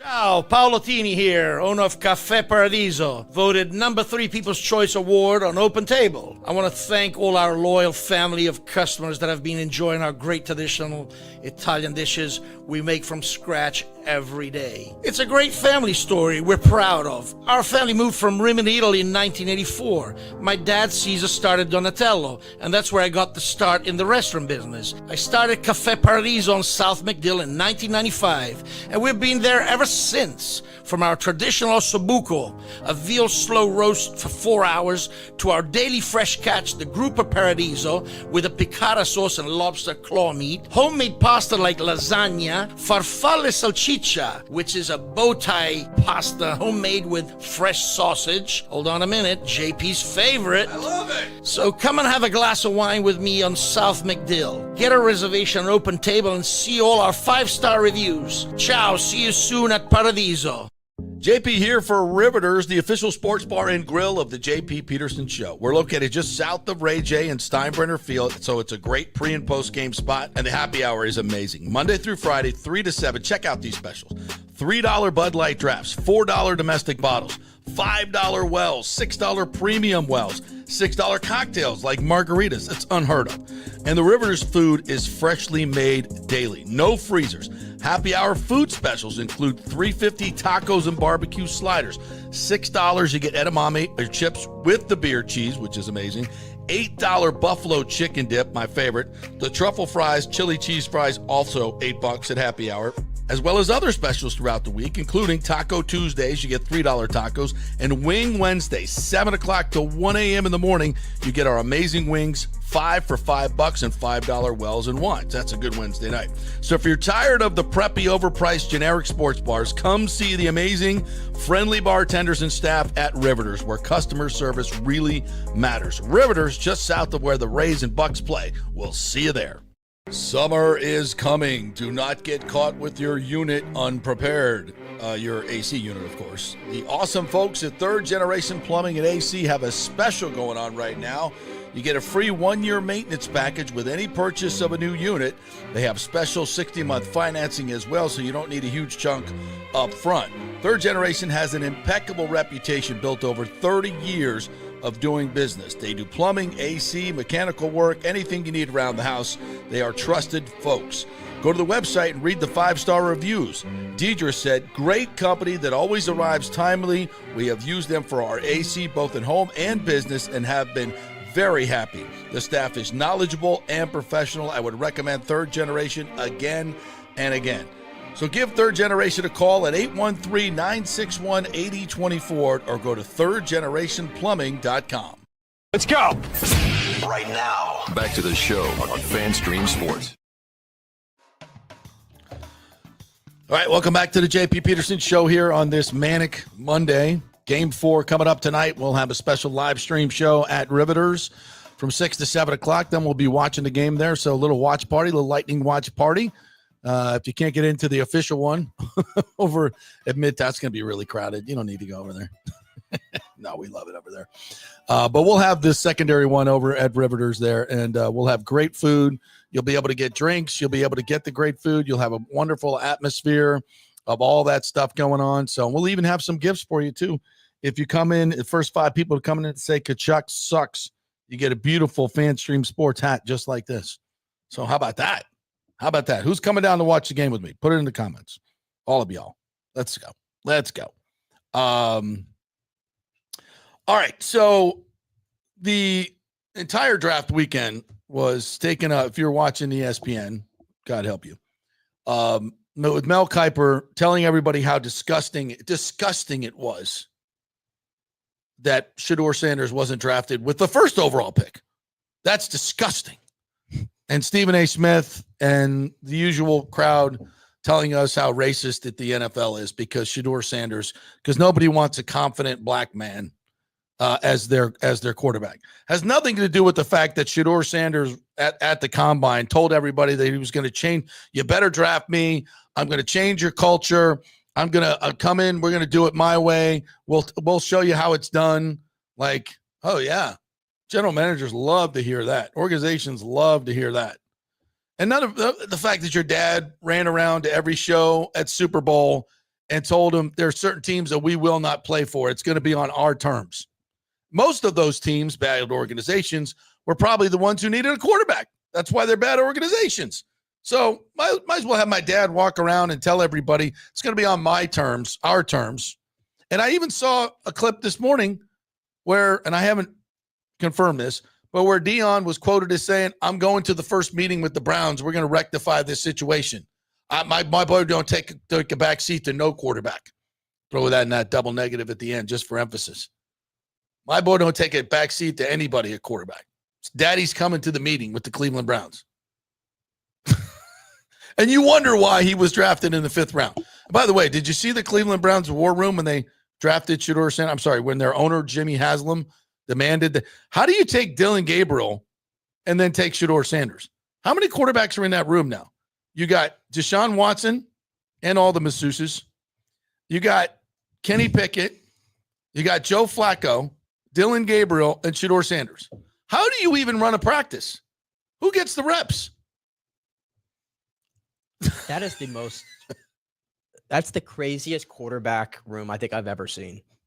It's so Cleveland Browns. It is. It's really so is. Cleveland Browns. You can have new GM, coach, regime, whatever, and they will always be the Browns.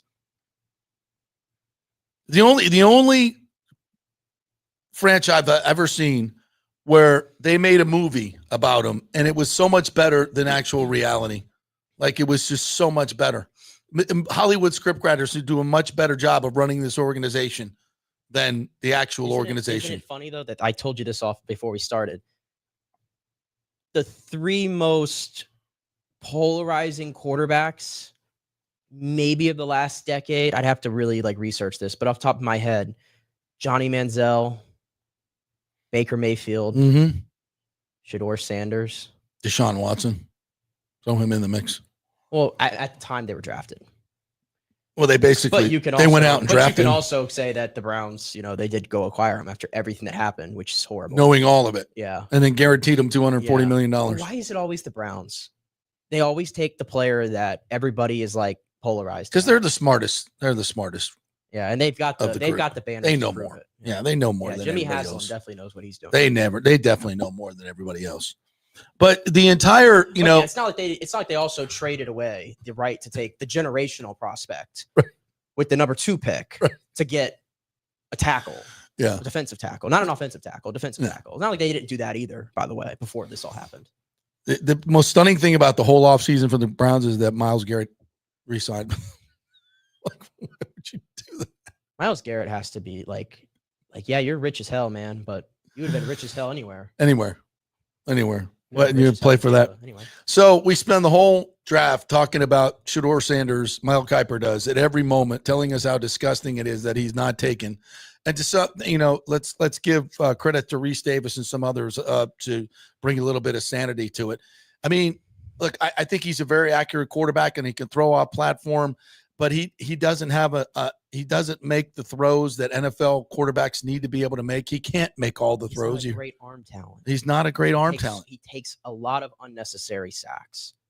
He doesn't have a feel for the pocket. No. He doesn't have great size. No. But we were disillusioned to think that this was just the perfect can't miss prospect that has to be taken number 1 overall, or at least in the top 5 by people. Yeah. And the tell-all for this was at the Combine. Going into the Combine, there were still some analysts who had Shedeur as number 1 quarterback or going at least number 2 to the Browns or something.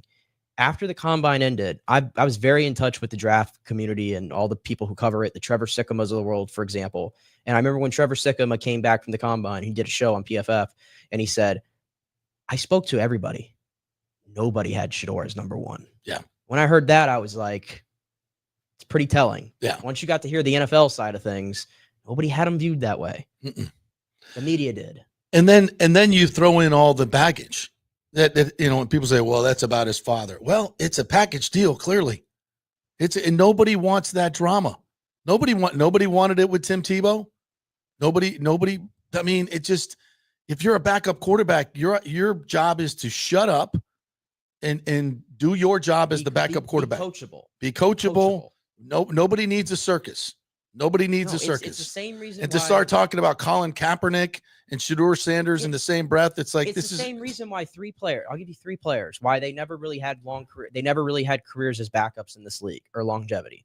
Tim Tebow, Tim Tebow never got a shot again after the first couple of years. Nobody wants a wanted to deal with the circus. circus. Nobody. And maybe it wasn't fair to Tim Tebow, but guess what? It's reality. Yep. Nobody wanted to deal with Cam Newton as the backup. Nope. And nobody was ever going to deal with Colin Kaepernick being the backup. No. It may not be fair to those players, but that's how the league has always worked. Yeah. And they weren't good enough to be starters anymore. Correct. They weren't. And but in a league that is literally 75% black, where the number one pick is a black quarterback. Well, that part of it. It's just ridiculous. It's ridiculous on its face. Yeah. To say that there's some collusion and conspiracy going on like Stephen A. Smith and all these other knuckleheads is just ridiculous. Yeah. It got to a point where, the narratives that were being started and the people that were just putting these videos on social media, former athletes, former players who are now in the media and everything, thinking there's like listen, the NFL, these guys, there are bad dudes in the NFL. Yeah. I don't think Shedeur Sanders is a bad dude. Let me just put that out there right now. I don't think he's a bad dude. I'll disagree. Okay, well, I would just counter that by saying I think Tyreek Hill is a pretty bad dude. Yep. That's my point. Shedeur Sanders is not Tyreek Hill. Okay. He's not the only one. No. There are some bad dudes in the league. Deshaun Watson, I think, might be a pretty bad dude. Yeah. Still got a guaranteed contract. Yep. The NFL teams, the NFL general managers, the NFL coaches, executives, owners, they don't care. No. Maybe the Bucs do. They don't care what color you are. The Bucs clearly. And some of them don't care about your character. That's what I'm talking about, the character first. Mm-hmm. They don't care about somebody. They're willing to look past that if you help them win football games. If you're that dude, they will take you no matter what kind of baggage you have that comes with you. The problem here in this case is Shedeur Sanders, number one, was not viewed as a first-round talent by the NFL, and the team spoke to that with what you saw on Thursday night. That's right. And when you get into the later rounds of the draft, the middle rounds, you're no longer really looking for a starting quarterback. You're looking for a backup quarterback, and nobody was going to take Shedeur Sanders or a guy that might turn into Brock Purdy, the guy that might turn into Tom Brady, and they're rare. Might turn into Dak Prescott. They're rare. But they have some qualities that you think, okay, this guy's Brock Purdy. He's played a lot of football. In our system, with the weapons that we have, we need a guy to throw on time and play from the pocket. He might work with us. He did. Shedeur doesn't have those qualities. And it's the way, for me, it's the way that the draft process was handled. Okay. Number one, Shedeur Sanders basically blew off doing anything in the All-Star when we had the All-Star games and everything. Yep. I think he went to the East-West Shrine Bowl, and that was fine. The East-West Shrine Bowl, I think there was something where like they invited him back-to-back years, so he wanted to show them love, and I get that. So he went to the Shrine Bowl instead of the Senior Bowl, but he didn't do anything. All he did was show up, I think. Yeah. So he basically blew that off. Mm-hmm. And then the Combine, he wanted to work on interviews. Remember, that was the whole thing about I'm just going to come in and I'm going to interview and try to show these teams why they should draft me. And I still am waiting to see one positive report coming out of Shedeur Sanders and the way he handled these interviews at Combines. I have this article up right now from Albert Breer that he posted, and they're talking about where in Combine meetings, they show like the player's worst plays. And so that when he comes into the room, they show them this and they're looking for him to explain it. Yep. And Albert Breer writes right here, it's from his report from Monday Morning Quarterback. Sanders didn't take blame. And as they dove deeper into it and how it might relate to the NFL levers, Sanders simply concluded that maybe he and the staff what he was talking to might not be a match. So he got called out on a bad play and he took offense to it and didn't think that this was a match. At another visit, he got an install with mistakes intentionally planted in it, done to see if a quarterback would catch them. Sanders didn't catch them. A coach called him on it, and the resulting exchange wasn't pretty. Yeah. And I believe Tom Pelissero reported this last week that this was Brian Daboll and the Giants. Right. And they're going to test you like that. They're going to test you in all these situations. And has he ever been tested by his head coach? No. That's why he didn't know how to handle it. His dad has always been his coach. You think his dad goes in front of the team and points out his flaws? No. And guess what? Bill Belichick had to call out Brady sometimes. Absolutely. Bruce Arians had to call out Brady sometimes. Yes, he did. And Brady loved it. Loved it. Because Brady knew Grady knew he had to be called out, just like everybody else, for it to work. Yeah. It's how this goes. Yeah. So the outrage, the nonsense, the ESPN, Mel Kiper, the 10-minute montage of him just losing his mind and going apoplectic on the Thursday draft show. It's embarrassing. It's a bad look, in my opinion, for draft coverage. And from a guy who, let me just say this, Mel Kiper deserves a lot of credit for making the draft what it is today. From what I understand, back in the day, not a lot of people really cared about the draft. It was not nearly the event that it is now. Mel Kiper ain't giving him any credit. Mel for Kiper that. was the first person to really dive deep into this from a media standpoint and turned it in. So I want to give Mel his credit for that. But what he did this weekend, I thought was embarrassing.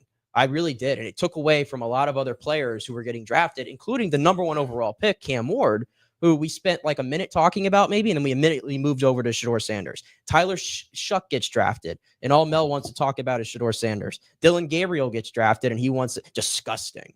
To the point where Reese Davis had to check him. Louis Riddick had to check him. The league has spoken, Mel. It's over with. And Mel wants to get up there and say the NFL has no idea what they're doing when it comes to quarterbacks for the last 50 years, when Mel Kiper had Patrick Mahomes ranked below Luke Falk in his 2017 quarterback rankings. And I can go on and on and on. Yeah. Nobody knows how to evaluate quarterbacks.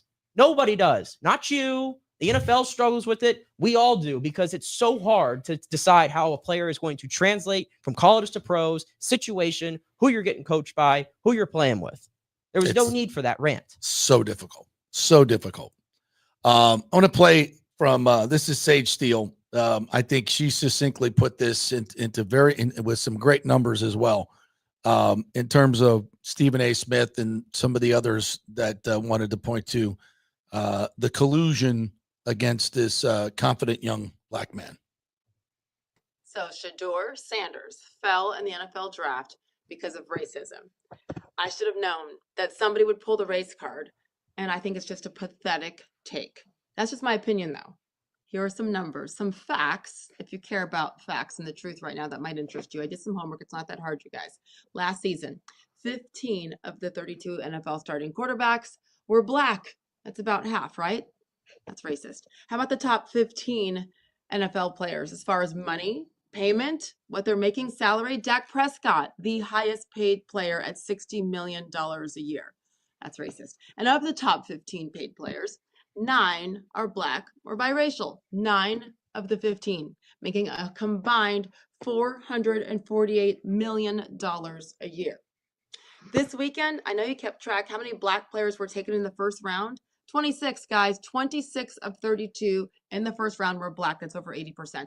You know, it's always the same cast of characters who cry racism and try to divide. So I guess we should not be surprised, but it's pathetic and it's lazy, and it only takes away from those times when racism truly does exist. The boy who cried wolf. Stop doing this. You know, the speculation is going to continue. We'll hear more and more from scouts, et cetera, as far as why it took till pick 144 for Shedeur's name to be called. But please just stop with the race baiting. Yeah, 144. And I'm telling you, if Jimmy Haslam doesn't jump in there, he might not get drafted. And the reason is just what you said, what Albert Breer wrote. And it doesn't take long to do a little bit of research to find out, you know, how these Colorado players act on campus. And I'll include Shiloh in that because I've heard some personal stories. I don't know what the Bucs are doing with that. Well, and I would just also say this too. I mean, they do their research on that. Maybe not on the undrafted free agents, but it's just I mean, there's the quote from Dion, you know, last year talking about, you know, telling teams like, hey, you might want my son, but, you know, we might have to pull an Eli here. He was saying this last year. It's the arrogance in which they went about this whole thing. Yes. And acting like they were going to have teams just falling over themselves to try to get Shedeur Sanders. And it just, that wasn't the case when you got to maybe in November, people thought Shedeur was the number 1 pick, but then you have a 6-month evaluation process, right, where every team dives into the tape. Every team then has to know who is the person that I'm getting. Who is the player that I'm getting? Can I trust, especially at the quarterback position? Can I trust this player to lead a locker room full of grown men? Can I give him the keys to my franchise? All this stuff matters. The interview process matters. There might be this, and this goes for the real world too. Some people just don't interview well. No, they don't. I mean, I'll just say I don't particularly. I haven't been in like many like face-to-face interview type things in my career. I don't know how I would react in some of those. I'm always nervous for them. Some people just don't interview well, but I know damn well I wouldn't go in there with an arrogant tone and acting like, oh, well, you sell me on why I should go to you. That's what it almost sounds like that this came off of. Yes. And of course, teams are going to be turned off for that. But the other part of this, and I can't stress this enough, if Shedeur Sanders, his tape and his talent and his potential in the eyes of these teams matched up, it wouldn't have mattered. That's right. That's the thing that people don't understand. The league told you how they felt about him from a playing standpoint this weekend. Yeah. And I'm sure that the playing is actually better than the off the field stuff. I mean, he's going to be, it's not like you're drafting a corner or a defensive tackle. Right. You're drafting a quarterback. And that's my thing. It's like he's got to lead your team. He's going to be the face of your franchise. Yeah. And he's going to be out there doing the interviews and with his teammates. He's got to mesh with his teammates. If you bring him into and he won't take the blame for anything and is combative with the coaches, I mean, how is that? And that's the reason that they do these interviews the way they do it. They're going to challenge you and they're going to find out exactly how you react under pressure and how you react when maybe somebody's saying something to you that's wrong. How do you react to that? And they do that on purpose. Right. And it didn't go well for him. No. As completely predicted it would. And I'm not going to sit here and tell you like I think Jackson Dart going in the first round is absolutely preposterous. Yeah, I do too. I think that's nuts. Yeah. I think Tyler Shuck going ahead of Shedeur Sanders is, from a talent standpoint, is probably preposterous. I think the same thing with Milroe. I certainly think the same thing about Dylan Gabriel. Yeah. I don't even know if personally Dylan Gabriel strikes me as a Brock Purdy type. Not an overwhelming arm, but super accurate, throws with anticipation, has a lot of starts under his belt. I think he can be a productive quarterback. That is what I'm saying, though. At that point, they're just looking for a backup who is experienced. Or a guy that, if he gets a shot, might turn into something special. He's got something. There's one or two qualities about Jalen Milroe. Can Jalen Milroe fix his inaccuracy with mechanics? Yeah. Jalen Milroe is worth a dart throw. Right. Because I might not see it. You might not see it. Well, the athleticism is off the charts. The athleticism is so off the charts and it's so next level that if he hits, and his character is tremendous as well. My goodness. If he hits, that's why that's a leader. He has an elite quality to him. A couple of them. Somebody find me the elite quality with Shedeur Sanders. It's not there. It just wasn't there. And that's okay to say. Yeah. That is okay to say, folks. Yeah. No, and combined with everything else we mentioned is why this happened. There's no collusion. There's no conspiracy needed here. And that's it. And I'm after this weekend, I'm so done with it. But now what's going to happen. They have all these quarterbacks, and I'm sure Flacco's going to start the season in Cleveland as a starter. I had to assume it's going to be Joe Flacco. And then you're going to be hearing everybody talk about, well, Shedeur. It's going to continue, but that's Cleveland's problem. I don't know. I don't know if Shedeur makes it. He may not make it that far. They might release him beforehand. If they listen, my son don't take a back seat to nobody. Deion's coming to the meeting. I just don't know. Tangential to this, there was a prank pulled on Shedeur. Yes. By Jeff Ulbricht's son, Falcons DC. And I saw some of the video, and it's cringe. It's a bunch of punks doing something really shitty. Yeah. And it's cringe. And the Falcons have said there'll be no discipline on the dad, nor should there. But boy, I sure hope there's some discipline by the dad, and I bet there is. That was 21-year-old. I mean, he's an adult now. What a punk. It's just like you should. I mean, you just like to think that people know better. It's not like this is a 15-year-old. This is a 21-year-old. This is a man. You're 21 years old. In the eyes of the world, you're an adult, and you're doing dumb stuff like this. Like as much as like we just had this whole conversation about Shedeur, I don't think he didn't deserve that. No, hell no, he didn't deserve that, and the kid that did it deserves a lot worse. I thought the apology was very like. God, I'm sorry I got caught, guys. Exactly. Yeah, stupid. So you watched the Magic game yesterday. did. Is it an oversell to say that this was the most important game they played in 15 years since they were, since Dwight Howard played there? They've been a joke. I mean, they were in a game 7 last year against Cleveland in the first round and, had a chance to move on to the second round. That was pretty important. But that was pretty big. Yeah, I agreed. That was a game 7. But this one I felt, because it's the defending champs. They've beaten them 3 times in Orlando. They had a good shot to win this game. I thought they were playing well. You get down to the end, and Wendell Clark Jr. is taking Wendell Carter, is taking Wendell Clark, the old Lightning player. Yeah. Wendell Carter Jr. is taking guys one-on-one with 2.5 minutes left when Paulo was just going to the rim at will and scoring. And when Wagner goes to the rim, he scores as well. He takes a 35-footer wide open because that's what they're going to give you. In these clutch moments, they just panicked. And you just saw the Celtics play with such poise, and they got exactly what they wanted every single time down. And Wagner was going one-on-one with not Jaylen Brown. He was going one-on-one with Tatum, and he just backed him down every single time. It was just an absolute clinic in the final 2 minutes. And listen, if the Magic had Jalen Suggs and they were full healthy, but I was so disappointed with the way they played those last 2 minutes. Because if they tie that series, now anything can happen. Yeah. And you get confidence, and you get so much more with getting a win there. Yeah. And it also, if you haven't been to a Magic, you've been to now a chance to go to a few Magic games, and I've been really to good Magic atmosphere. Games. Hell of an atmosphere. Yeah. I thought watching game 3, there was more of a nervousness vibe in the building because obviously you're down 0-2. Yeah. Yesterday, after they had the win, that building was electric, was amped up, and they were ready to go. And I give the Magic credit. They're punching significantly up weight here. Oh yeah. This is a Boston team that was the favorite to win the NBA championship for the second straight year. They are at full strength now. I mean, no, they don't have Drew Holiday, but I mean, look at the rest of the freaking team, man. Loaded. It's unreal. And yeah, it felt like there would be runs where the Magic would get hot and they would be able to tie the game. And then immediately the Magic would have a chance to take the lead, and they would take a bad shot. And then the Celtics would go right back down, and they would hit a 3, or they would have just a debilitating bucket. And the Magic then were chasing the game every single time. And then in the closing moments, like you mentioned, they showed their inexperience. It was bad. They showed their inexperience, and the offense, it's just, I mean, Paolo shot 32 times yesterday. Bron shot 22 By times. the way, he was gassed.